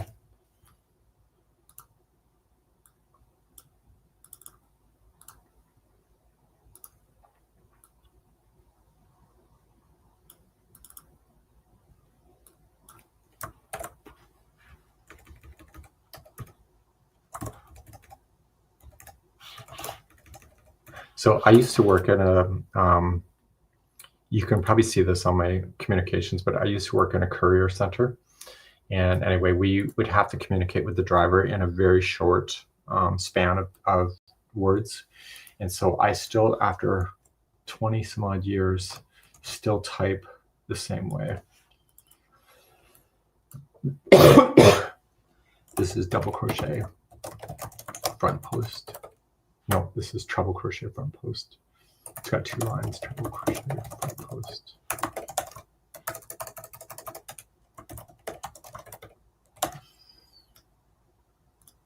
And this is 2 double crochet.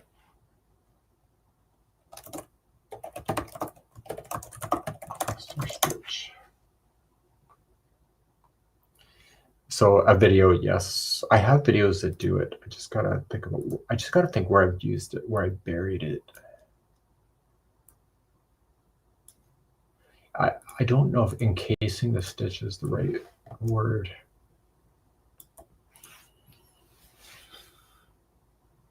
Spiked. Let me look up the definition of spike stitch. Let me ask AI. Show me definition.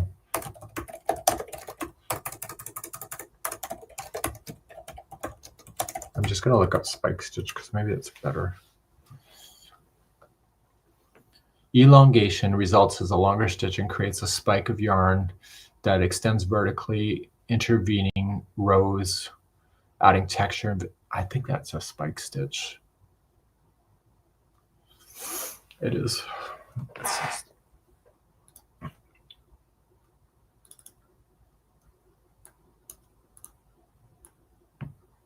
Spiked.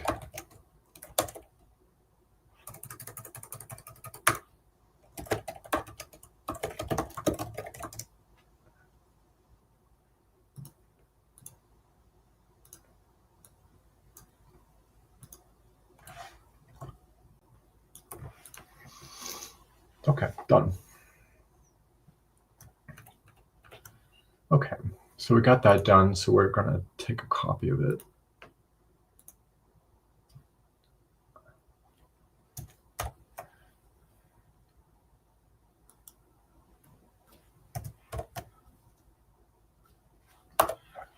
The bigger, the better.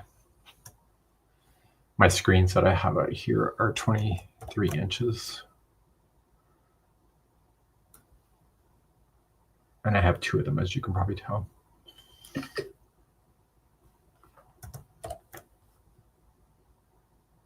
So I'm taking a copy of that so I can put it into a pattern.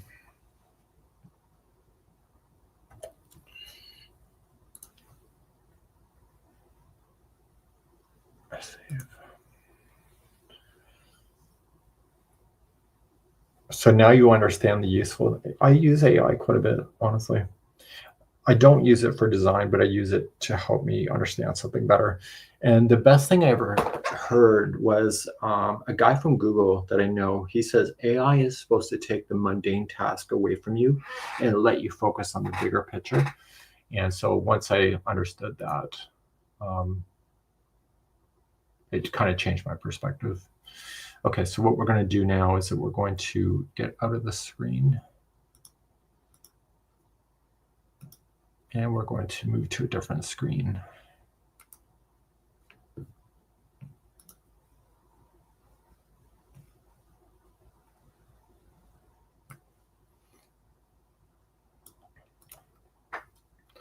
So what I do is when people find mistakes in my pattern, what I do is I take the last pattern that I did, and then I just take out the content and I replace it with new stuff.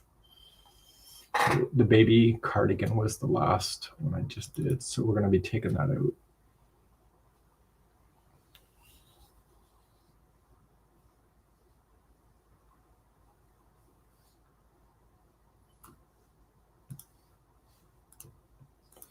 Actually, I'm just going to take a look at one more thing.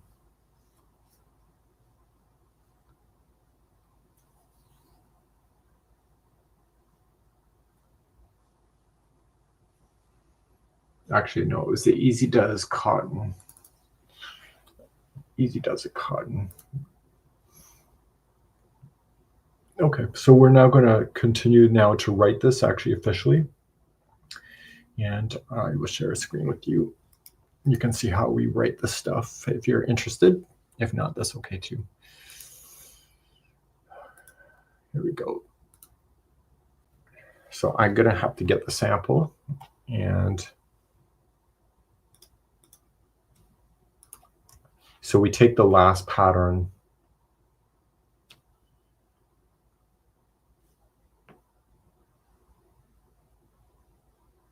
and then we redo it. So I'll be right back in a second. I just got to get the blanket.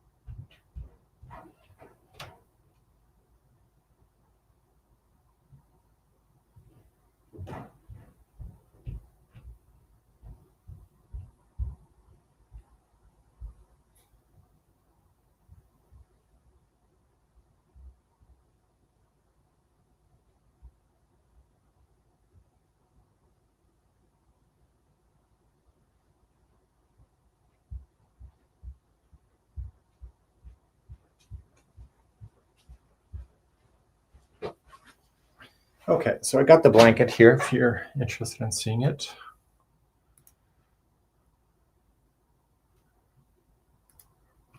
So this is, I did my gauge swatch here. So this is all the yarn I had left over, but it's just one ball of Karen anniversary cakes.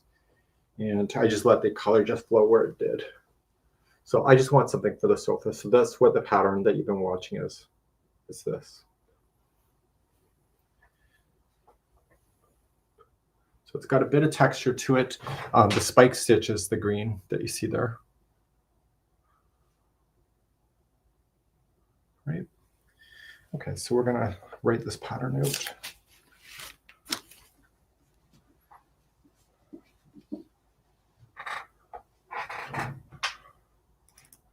So what are we gonna? We're gonna call this the crochet holiday cheer blanket.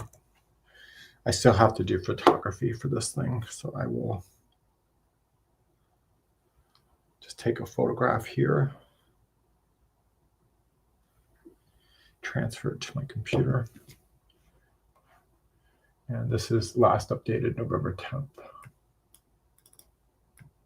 So the Everyday Stitch website is now done. Let me just add this back to the stage.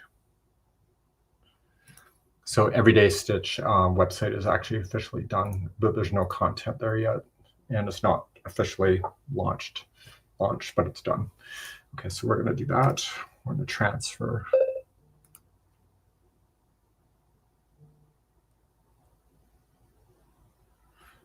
Okay, I just got interesting.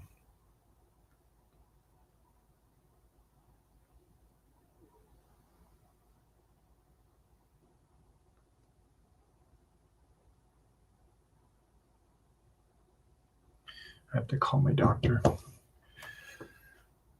Okay.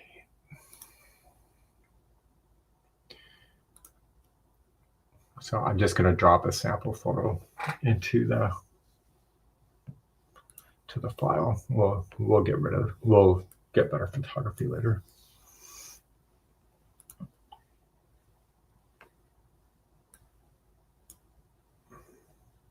I took the photograph at breakfast this morning.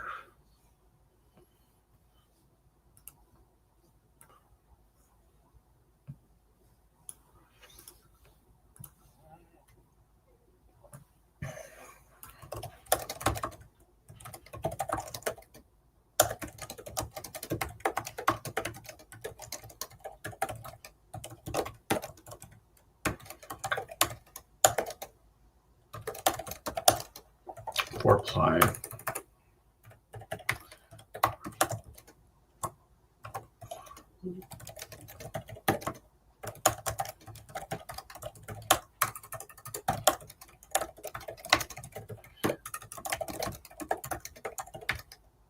One ball of anniversary cakes in the color called Holly Jolly. If you want it bigger, grab a second ball and keep repeating.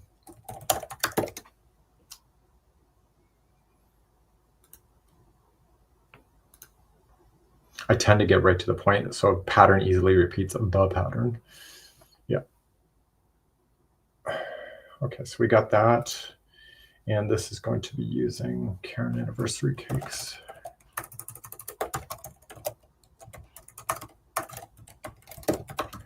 And let's get the information from Yarn Inspirations to see how big this yarn is.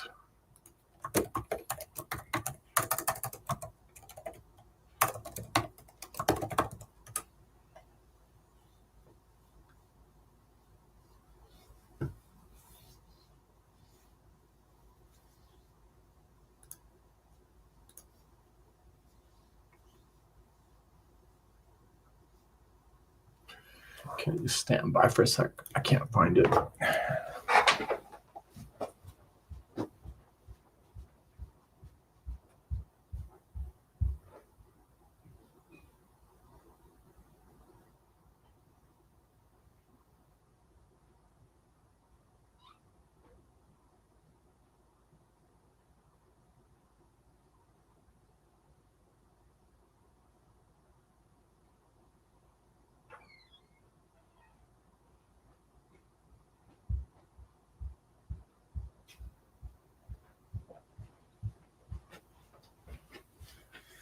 Okay, so I have the gingerbread version here. Let me take a look. So I have the gingerbread version here. So I just want the ball information for my pattern.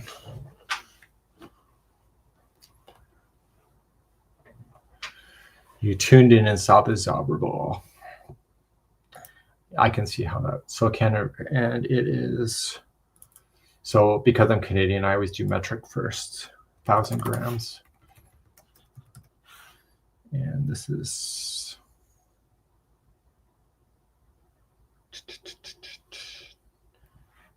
970 meters.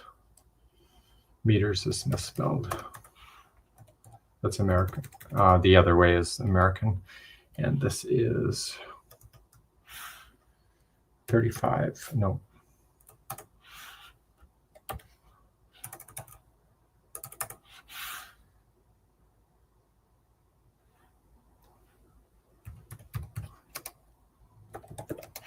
And then we have 970 meters or 1,061 yards. Okay, let's measure this blanket.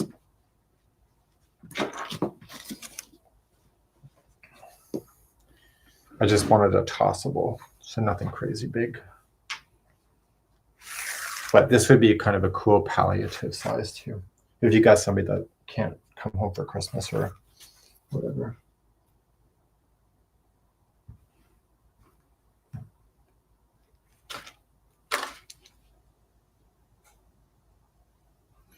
Okay, it's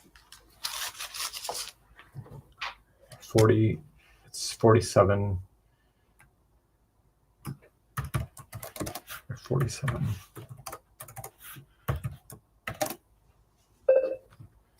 Okay, and the gauge, I did a gauge swatch. So let's take a gauge.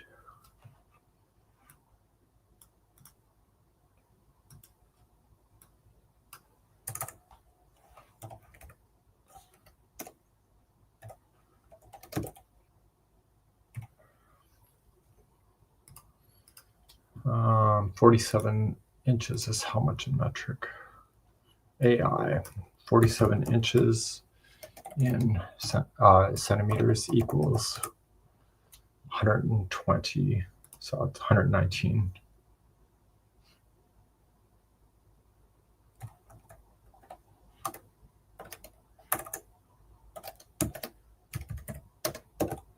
Centimeters.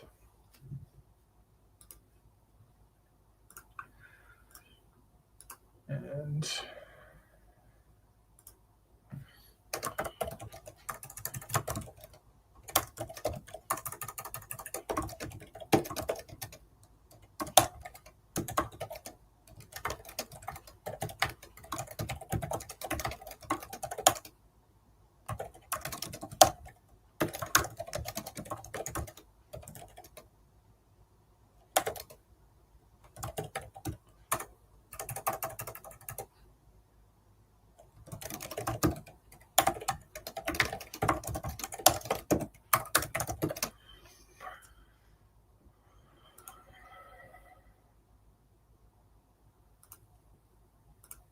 I know quite a few people don't bother to gauge. I just got to cover my ass. Okay, and it's 8mm size L11. And the gauge is, don't forget to change the file name. Thank you.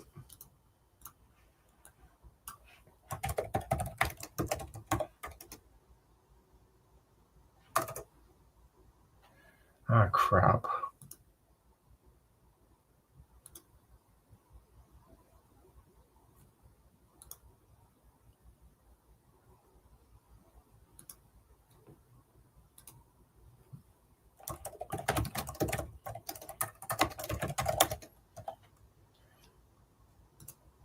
You know what I did, Bruce? I overrode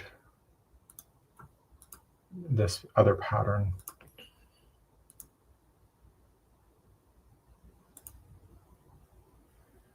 November. I need the November 3rd pattern.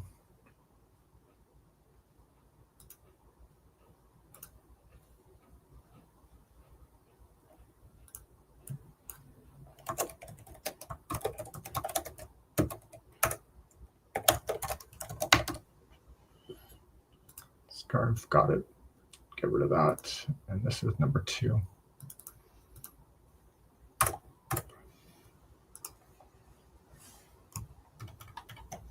Thank God for cloud backups. Okay, so what is the gauge?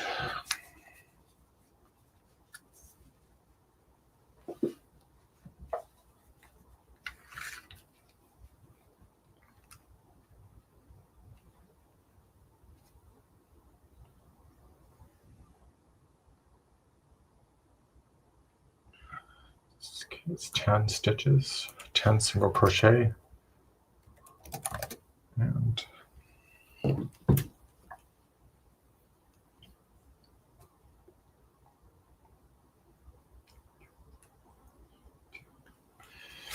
and 11. Okay.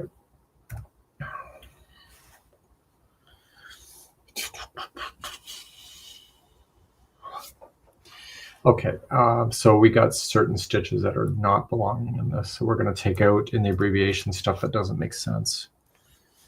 So we got single crochet, we got double crochet. It's got to be in alphabetical order. Double crochet.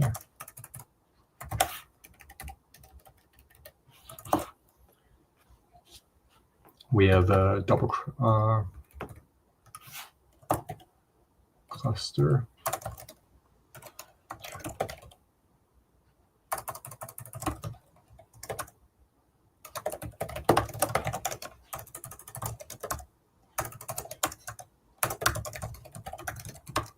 Stitch.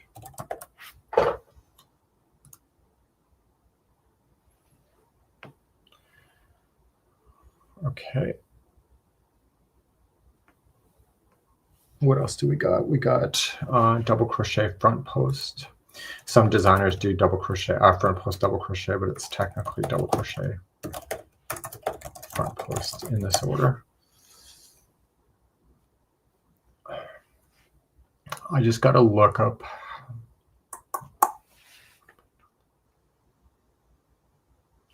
I'm going to use my Google Drive. I need AI to take a look at my Google Drive.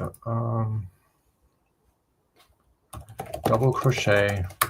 Let's see if I wrote it somewhere else. Double crochet.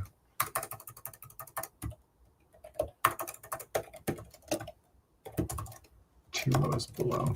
See what comes up. Right there, I did it. I did it in the cinnamon crochet hats. Let's see how I wrote it.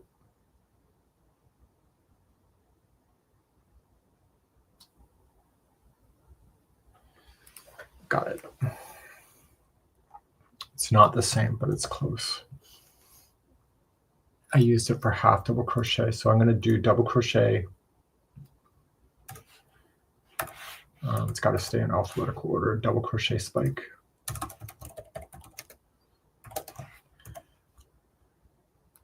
Equals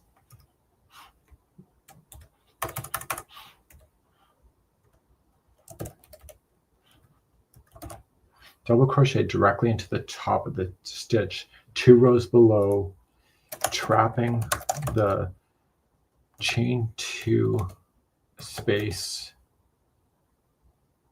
inside the stitch.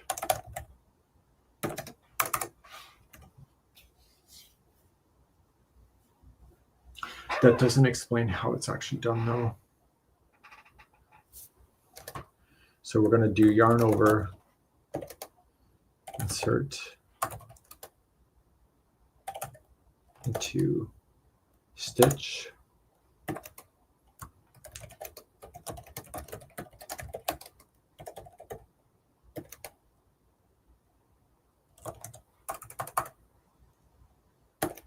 how do we do? Let me take a look at AI.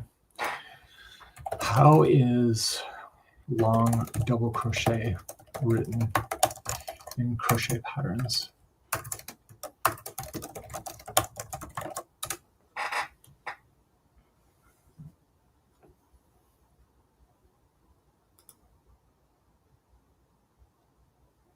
Do you want to dive deeper into AI mode? Yes.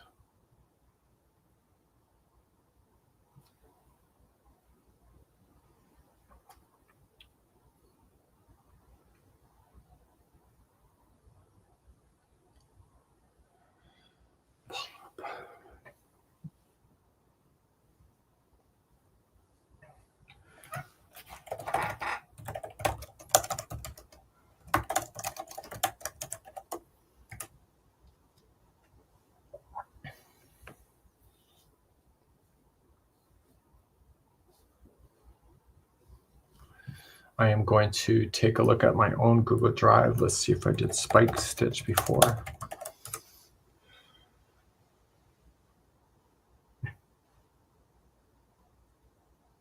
Oh, right there. That's in a pillow.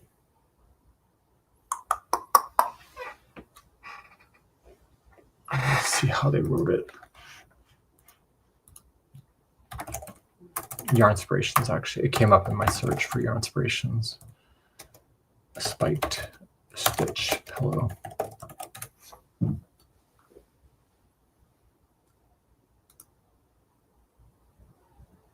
Got it. Spike stitch. Okay, got it. Yarn Inspirations writes towards the standards of crochet. So we're going to change that out.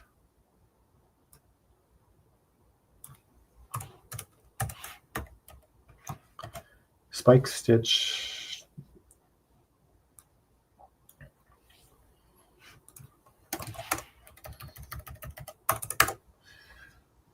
Double crochet directly in the top of the stitch, 2 rows below, trapping the chain 2 inside the stitch. Insert hook in row indicated and drop a long loop. Yarn over and draw through both loops. Unhook.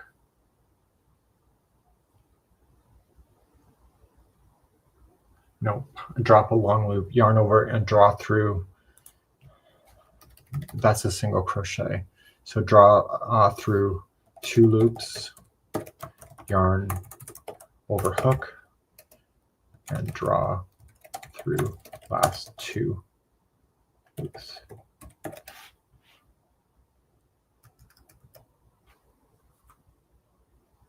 So I'm going to need that yarn over hook. Yarn over hook.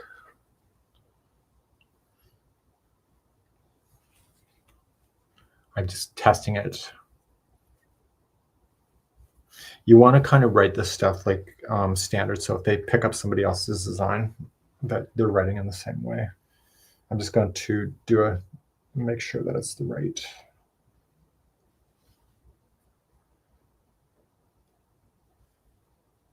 So yarn over hook.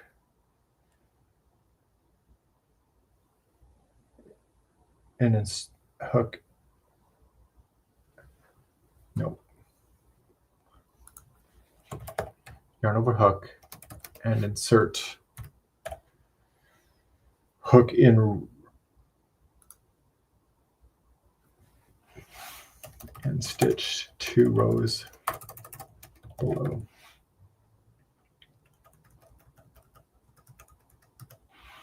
And draw up a long loop.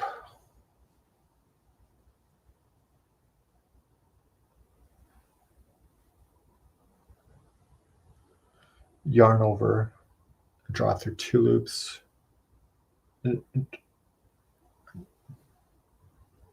That's it. Yep. Got to check your work. Yep, it's yarn over hook.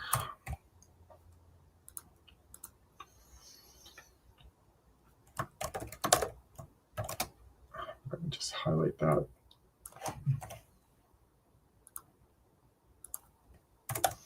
Yarn over and insert hook into stitch 2 rows below and draw up a long loop.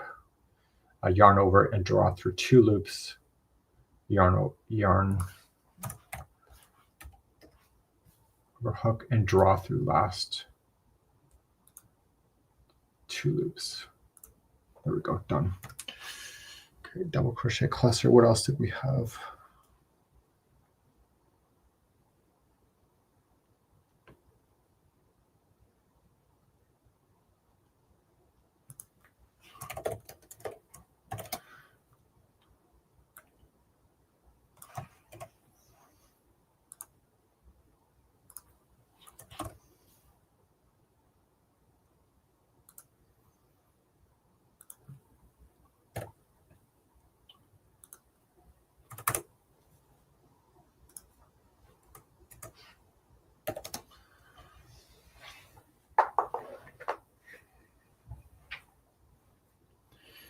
Okay, so we got Jenny in the house. We have Kathy joining us today. So we have what's missing: treble front post.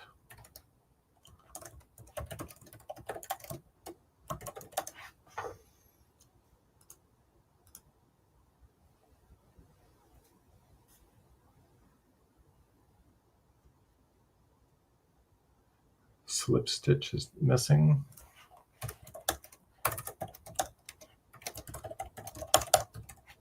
Slip stitch.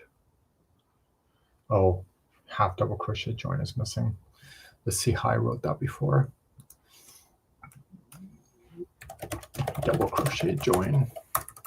I use AI in my own searching in my own files to find what I'm doing, to see how I wrote it before. If I'm consistent the way I write it, then somebody can jump my patterns. Half double crochet join. Got it. So it saves you from reinventing the wheel.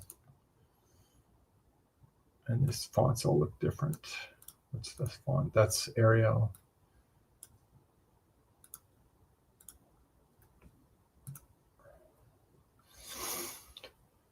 Okay. I think I got everything. So if I see anything else I can add to it. Everyday stitch is not ready yet, so I'm going to leave that out. Oh. Okay, so what I'm going to do is I don't like how abbreviations are separated, so I'm going to insert a page break. And I'll put another photograph of the pattern here. So let me just put something in temporary so I can just remember to do that.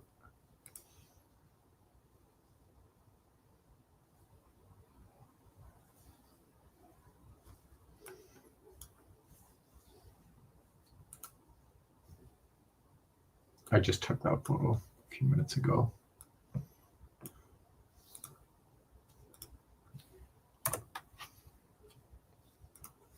Insert page break. Okay, so now we got to write the notes. Okay, so crochet diagram.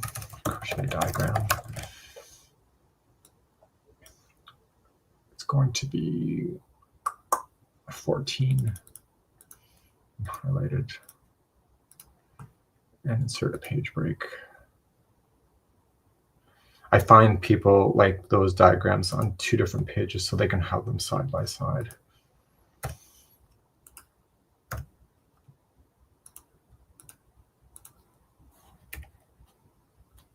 Stitch definition of what?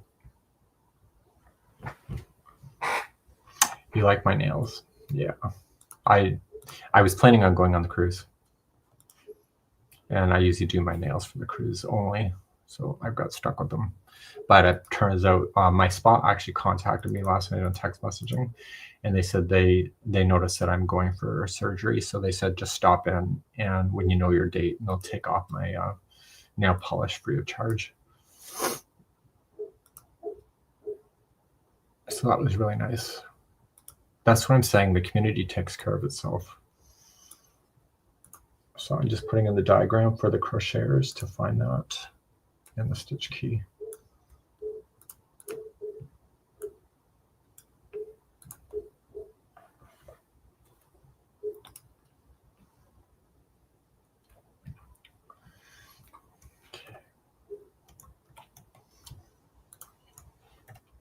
So anyway, so Karen, oh, you know what's, I'm going to leave that in temporarily for now. I'm just going to print it so I can follow it on my front of me here.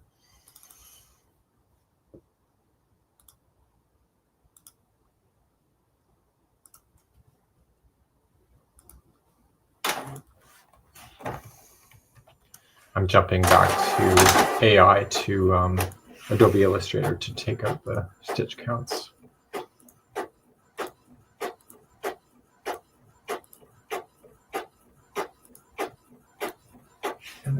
a photograph of it.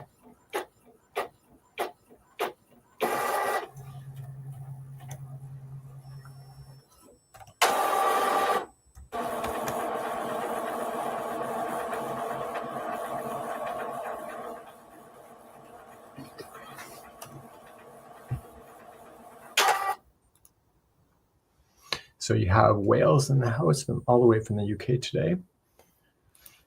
Okay, so I got to get rid of these stitch stuff out.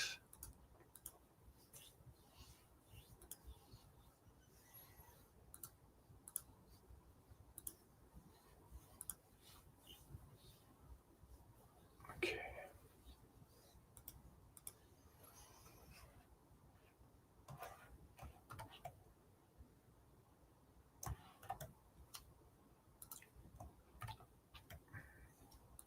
So it's out.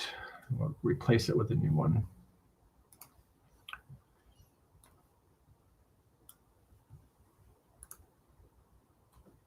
Okay, so now we have to write this thing out.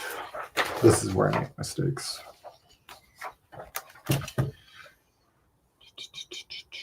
Okay. Okay, the notes. Do I need notes? Yeah, I'll do notes.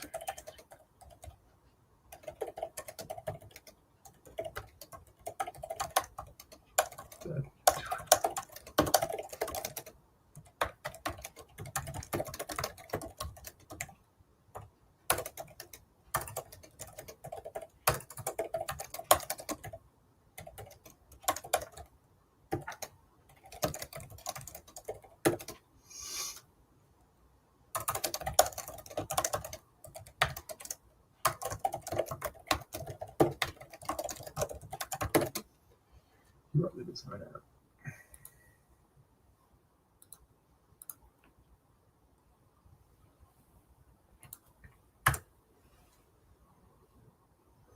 Okay, abbreviations, November 10th.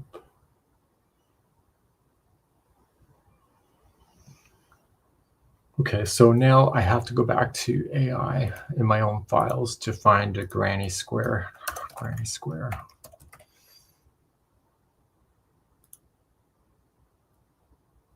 I just want to get the starting of it. It's just easier.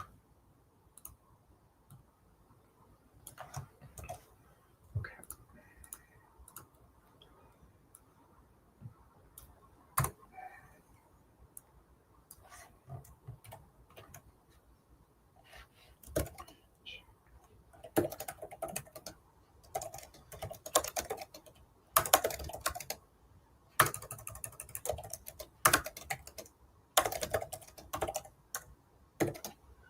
Following.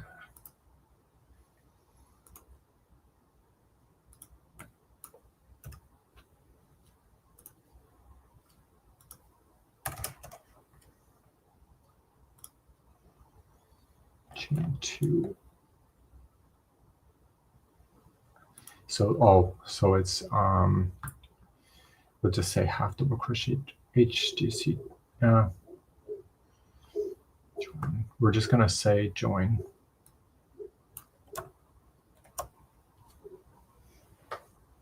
Just to be consistent with what I've done in the past.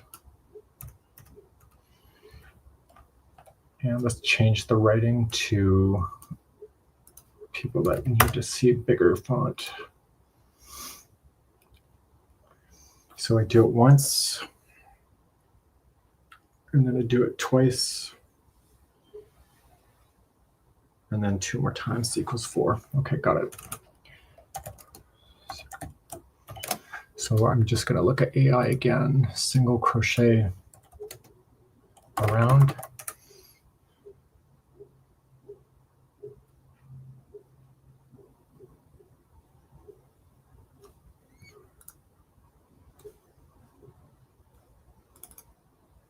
I'm pulling up the study of reality and how I wrote that.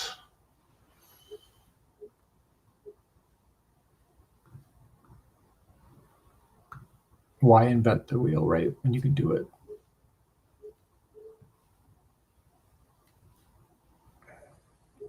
Okay, I'm going to need that.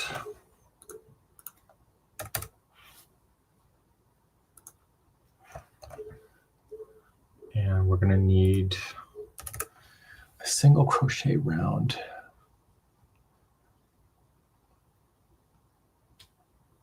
Right there, number 10.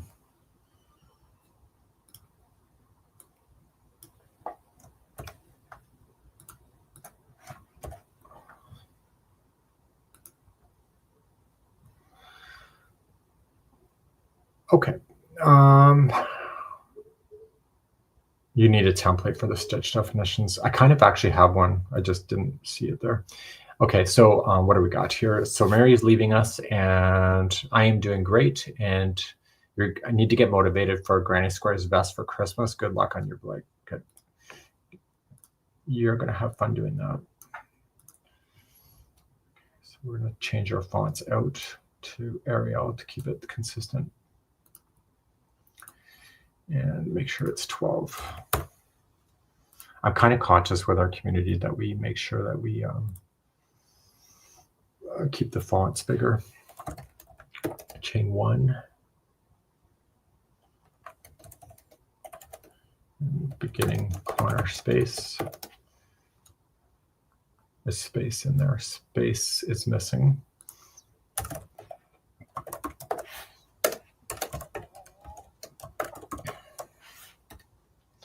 Oh, stitch is missing too.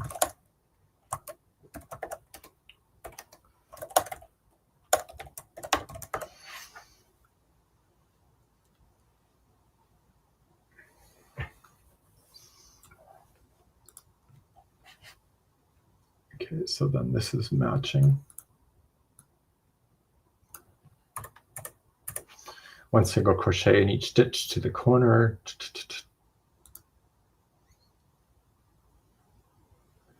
This is just a join.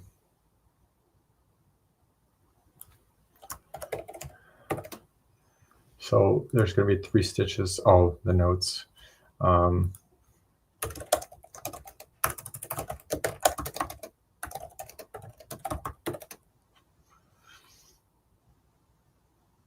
So there's going to be 3 double crochet. And here there's going to be 5.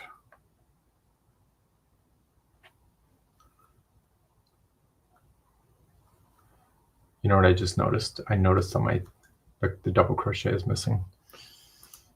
Let's go back and fix that.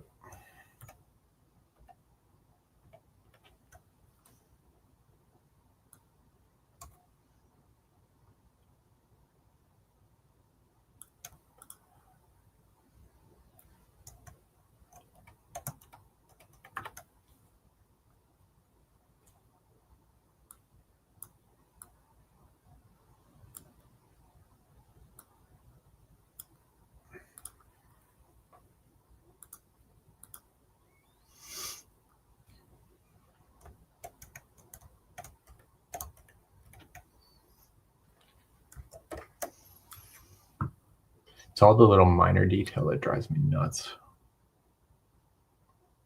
Okay, save our work.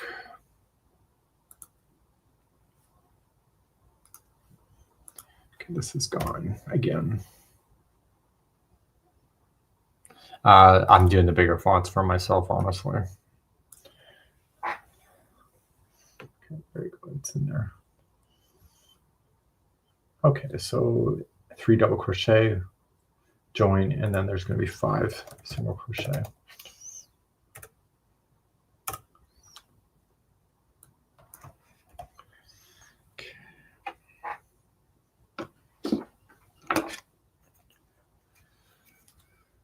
Okay.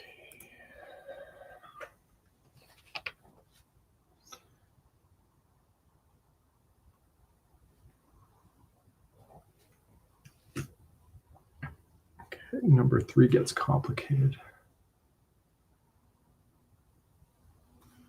Let me take a look at the study of reality.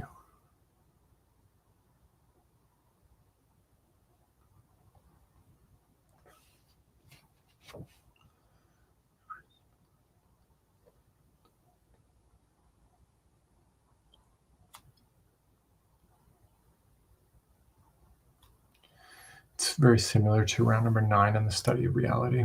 Let me take a look at that. Let's pull that out.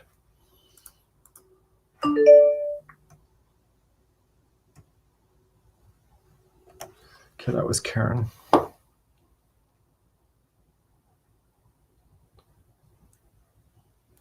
Karen is on the cruise with the group.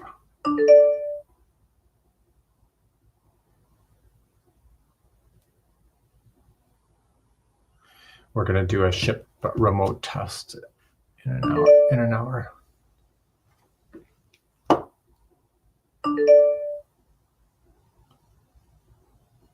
I'm teaching the workshop on camera tomorrow on the ship.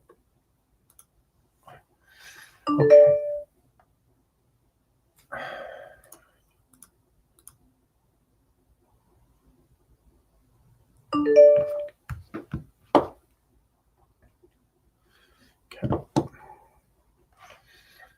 Okay, so it's similar to, so third round is similar to this.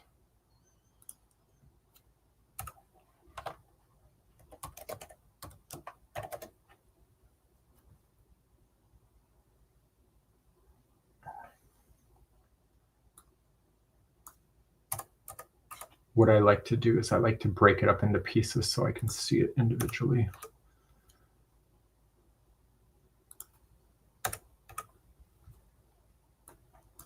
I almost wish crochet patterns did that. Like this is one instruction, but it's just easier to read. So I'm going to chain 3, counts as double crochet. Actually, you know what? That should have been up here. Oh, it's right there. Got it. Never mind.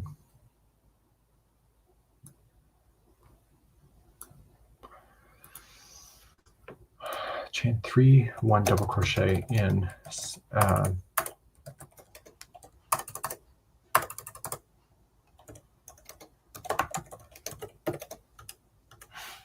okay, so now what we have here,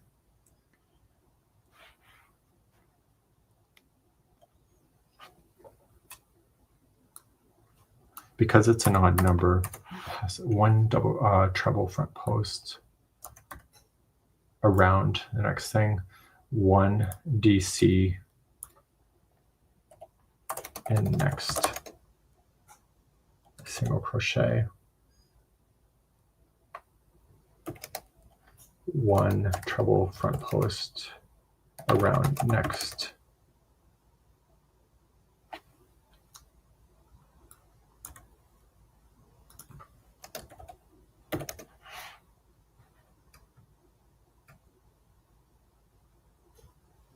and that will take me to the end.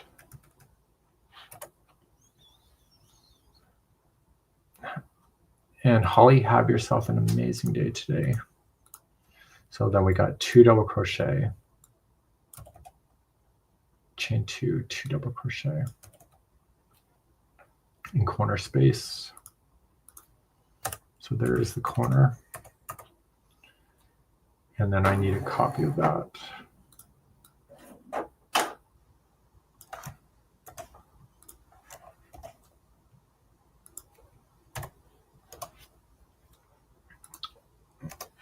Okay, and then we're going to repeat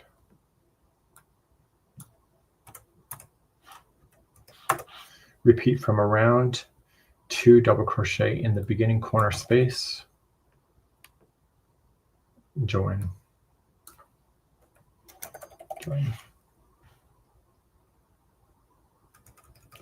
and then we just need the stitch count. It will be 9 stitches.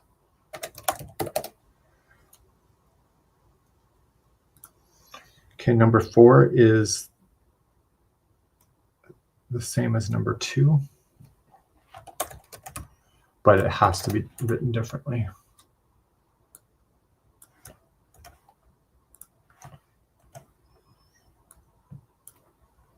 So I don't want to say 1 single crochet, oh, and a stitch. Oh, that's fine.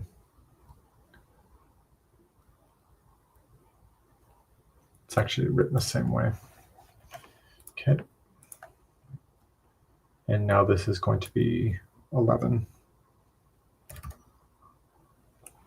11 single crochet. So because all the stitches are the same, you call it by the name, but if this is a mix of trebles and double crochet, you call it stitches.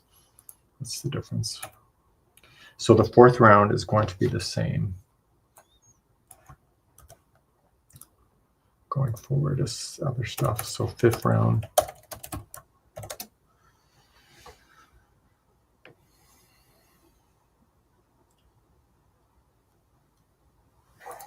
Okay, it's going to start off with double crochets.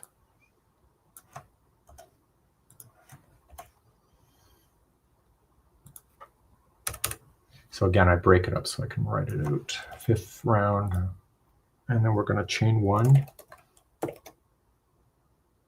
skip, next, single crochet,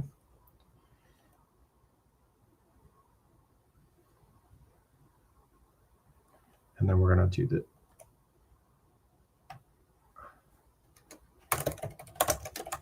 next single crochet,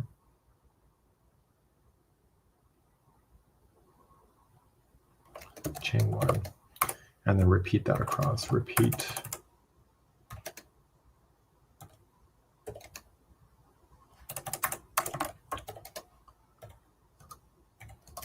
two corner,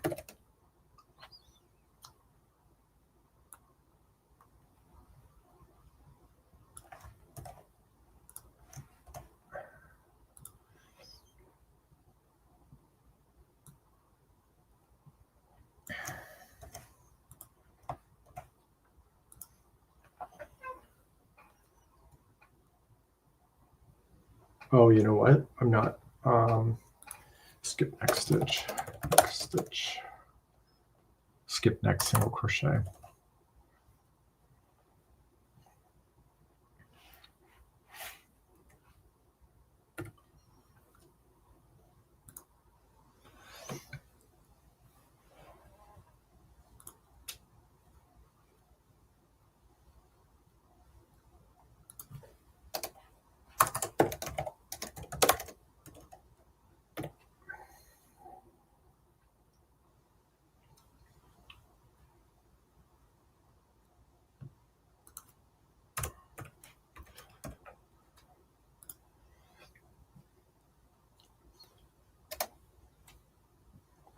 Okay, and then we'll take this back, the beginning corner space, join, and then there's going to be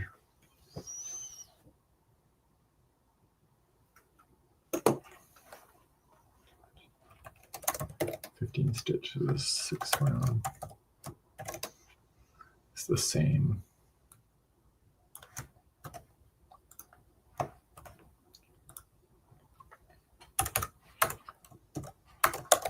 We'll add a tip here, chain one spaces count as stitch in the next round.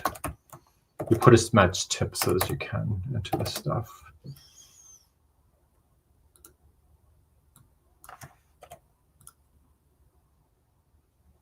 And each stitch and space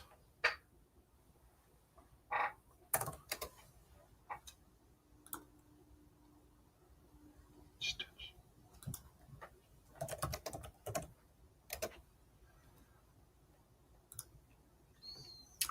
Okay, and so there is going to be a total of 17 single crochet.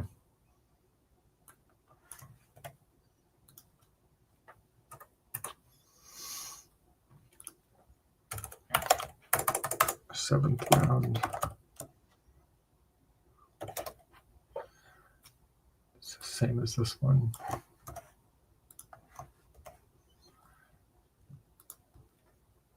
And just break it up a little bit so you can see it.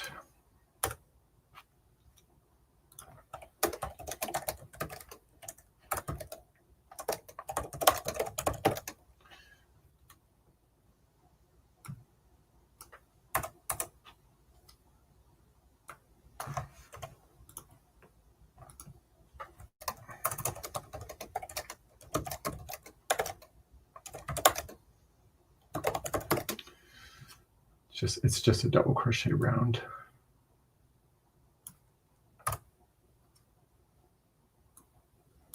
And there should be a total of 21 double crochet. So I'll be posting this on the Journey membership YouTube for testing after I'm done this. Okay, it's the same as this one. Actually, it's the same as this one.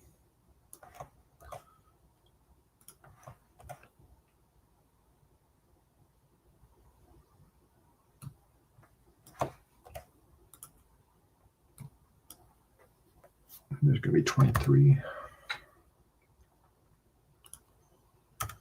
9th round.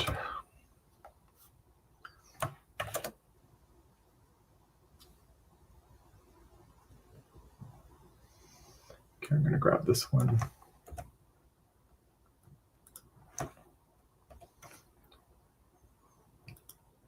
Chain 2, skip next single crochet, and then we're going to DC in the next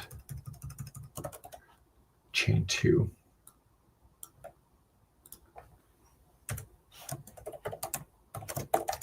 Next round, chain.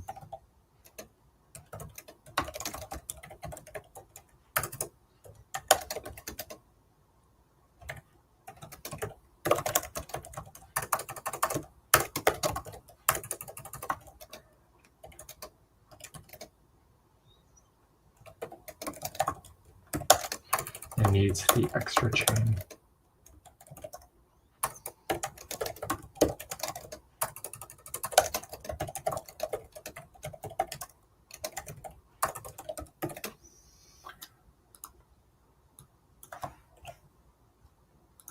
Okay. DC into the next chain 2, skip the next stitch, repeat. So chain 2, skip the next thing, and then DC into next stitch, repeat all the way around. And this equals 27.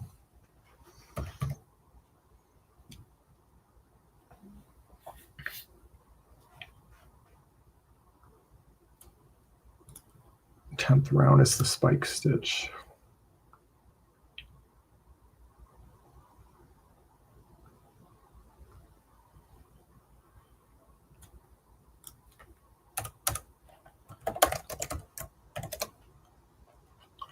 Okay, so it's actually a single crochet that's going to go in. So we'll grab this first.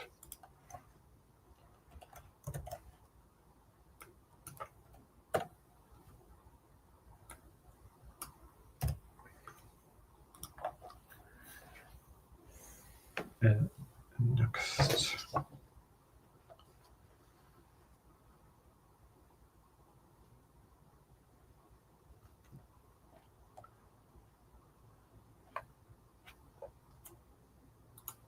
Next 2.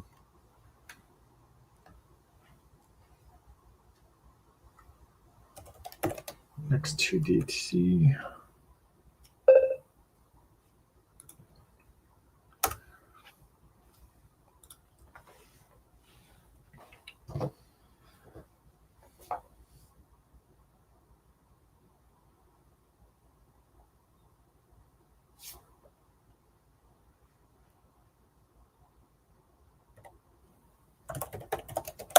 Spike stitch.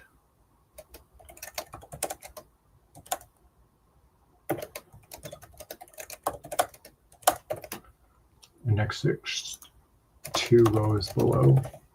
1 single crochet in the next. Repeat. 2 corners.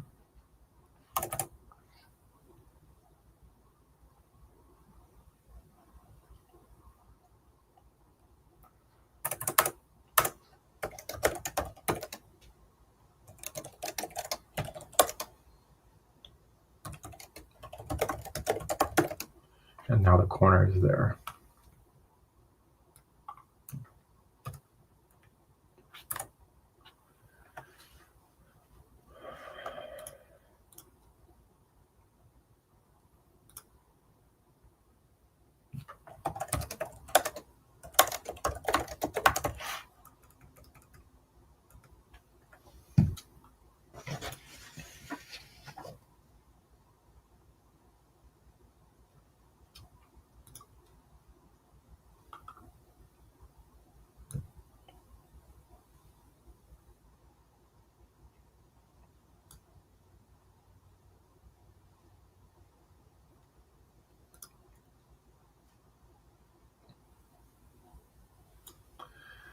one single crochet in the next DC. I'm going to change the wording of that.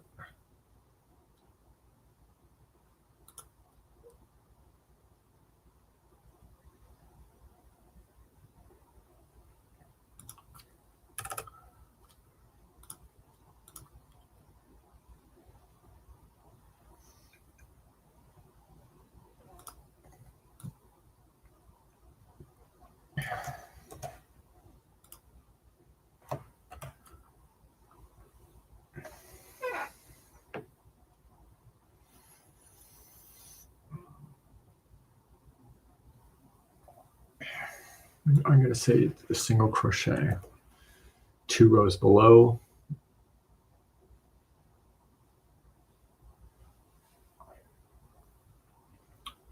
I'm going to leave a tip here.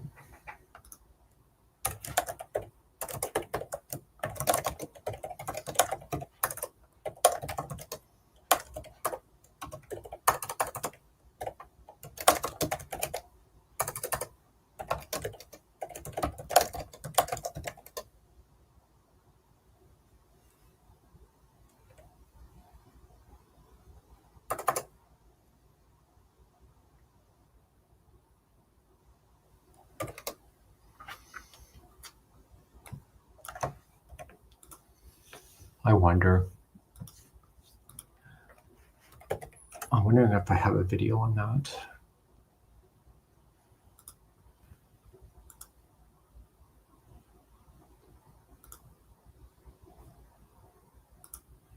Just checking my library.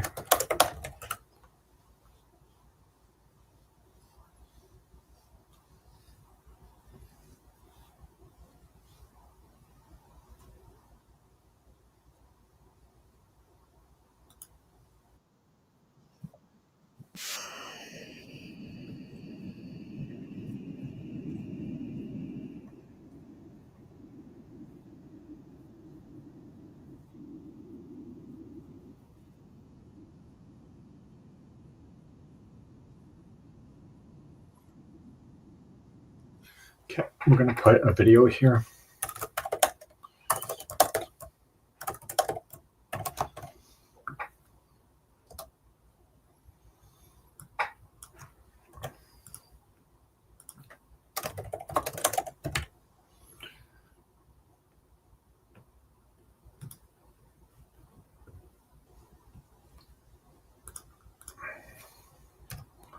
It's going to be easier.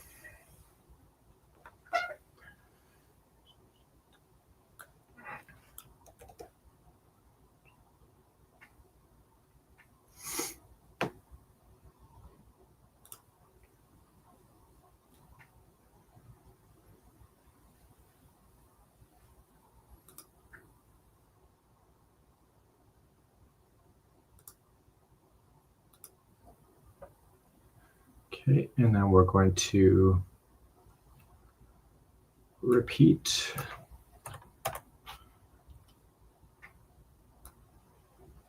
And this is going to be 31 stitches.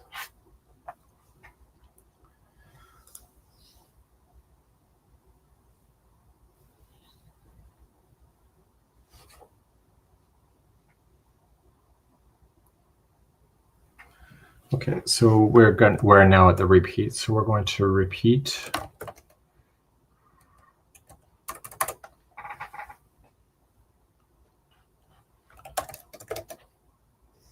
to 10th rounds. How many times?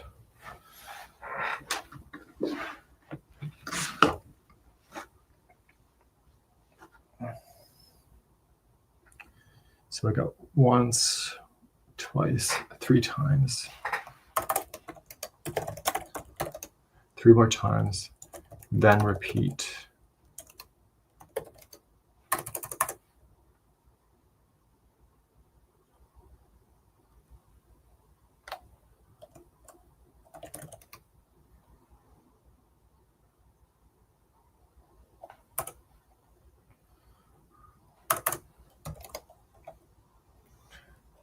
Second round.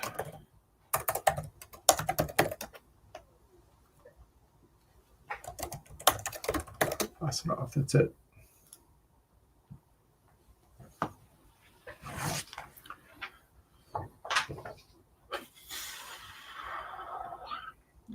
So the question is, are people going to bother me for the stitch counts? Do I need to put the stitch counts? It's such an easy repeat.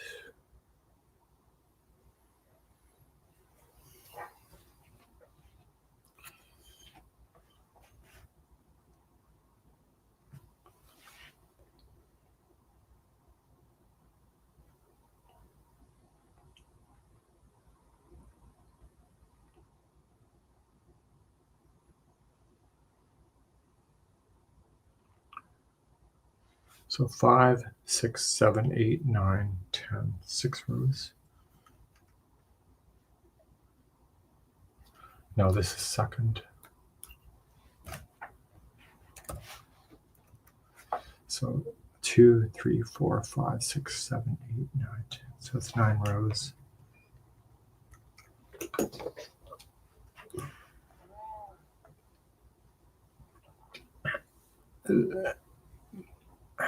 You think I should just make a note?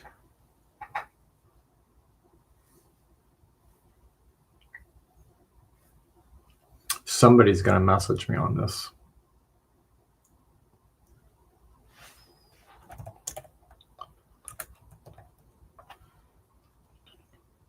Somebody's going to message me on it. It's going to drive me nuts. Stitch counts. And then I'm going to regret that I didn't do it because somebody's going to message me about it. Let's insert a column.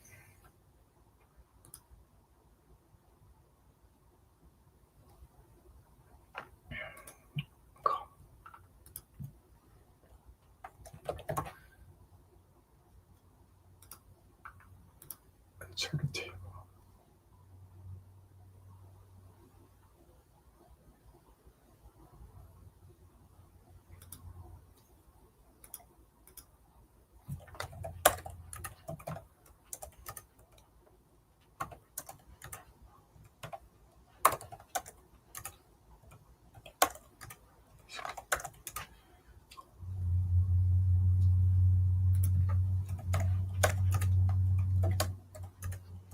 Wendy, you know they're going to message that, and you're going to say that 1, 2, 3, 4, 6, 7, 8, 9. So it's 9.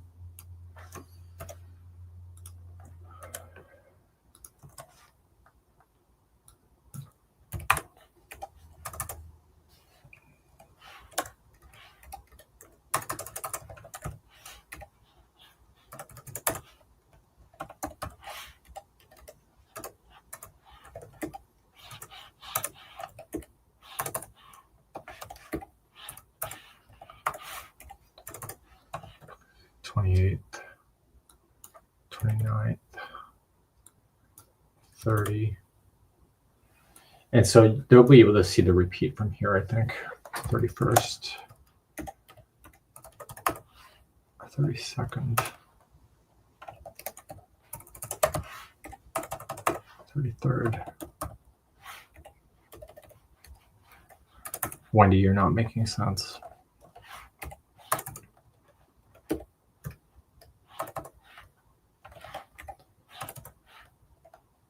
If I just do it now, I'll be fine.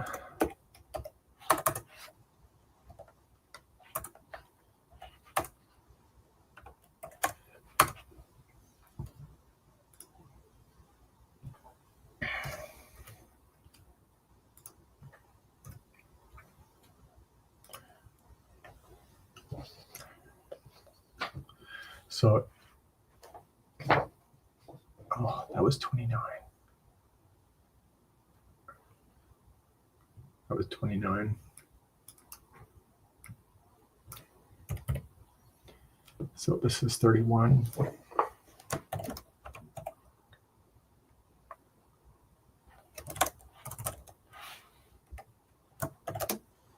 $31, 32, 33, 34, 35. 35.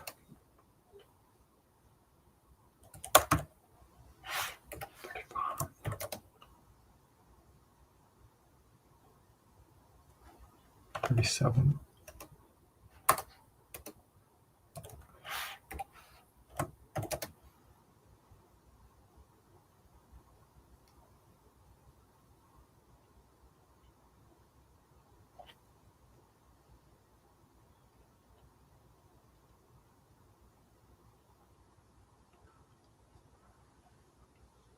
$38, $41,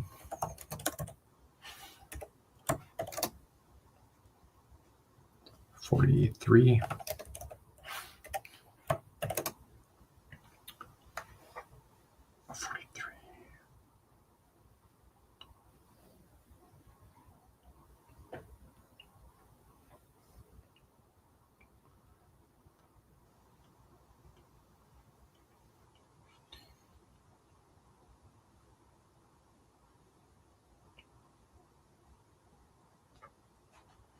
$47 DC.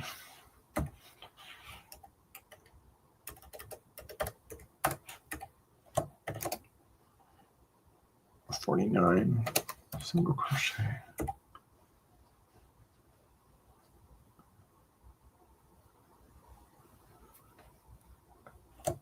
$50, $51, $52, $53 stitches.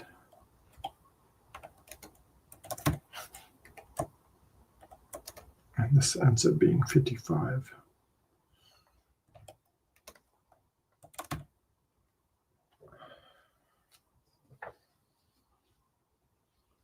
What are you not making sense about? Oh, somebody's going to really ask us about this, Wendy. You know they will.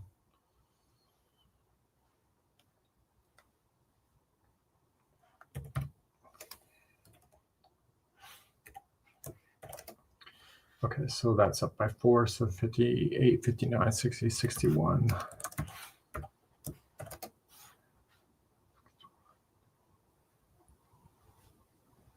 $62, $63 single crochet. That is another 4, 64, 67, 69,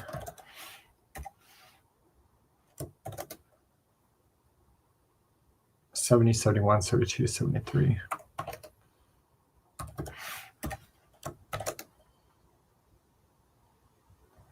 $75.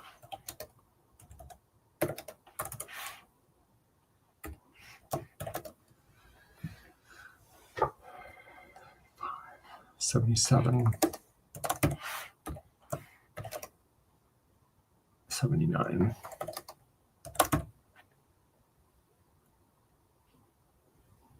You spoil the community. Oh, you know what? You'll get sick and tired of the question, honestly. So will I. So 81, because I can figure it out. I just lazy. Okay, another 4, 2, 85.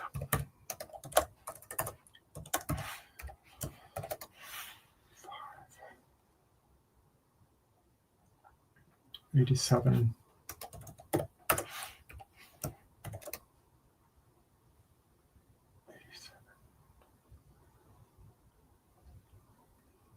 88, 89, 90, 91.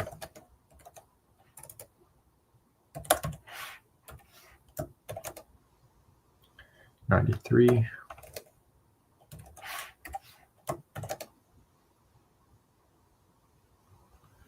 94, 95, 96, 97.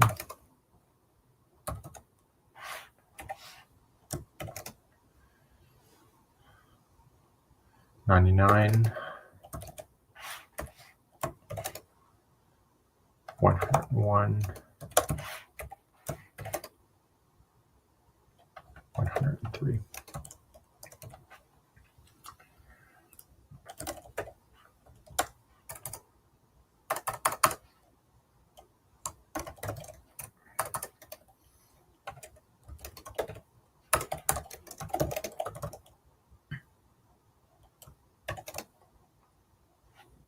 So that was 105 stitches, and then 107 stitches.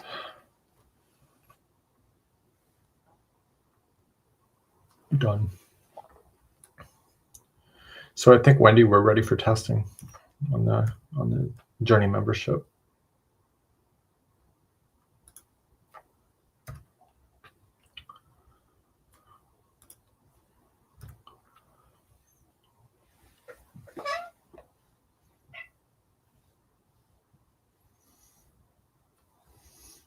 Okay, let's take a look at this. I still have to do photography.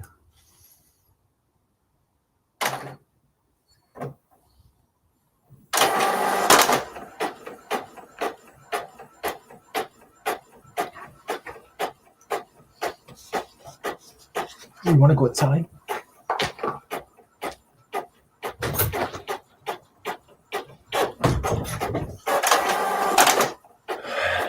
The cat has to be left out or let out for going pee-pee.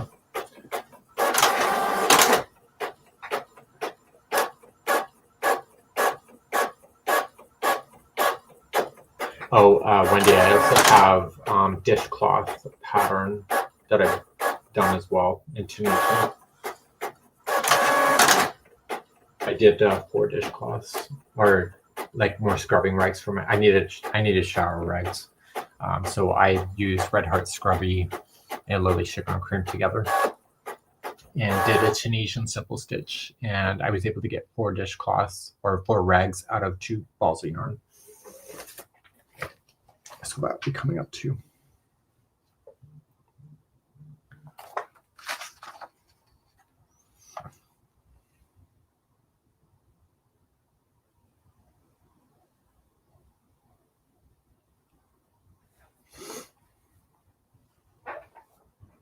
Just proofreading.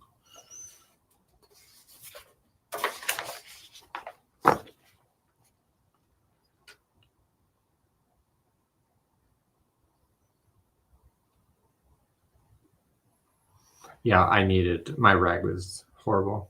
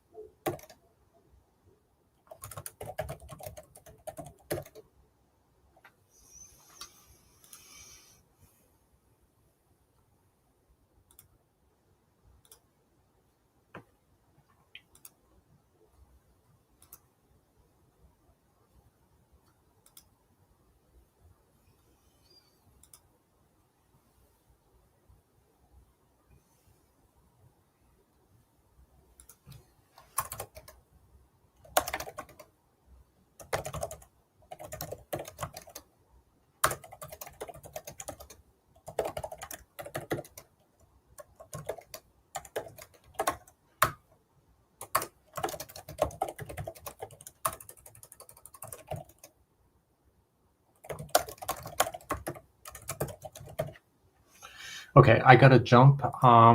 Karen is waiting for me on the cruise ship, so we will do that. And I will finish this pattern after I'm done that. So that's it for now, and we'll see you again soon.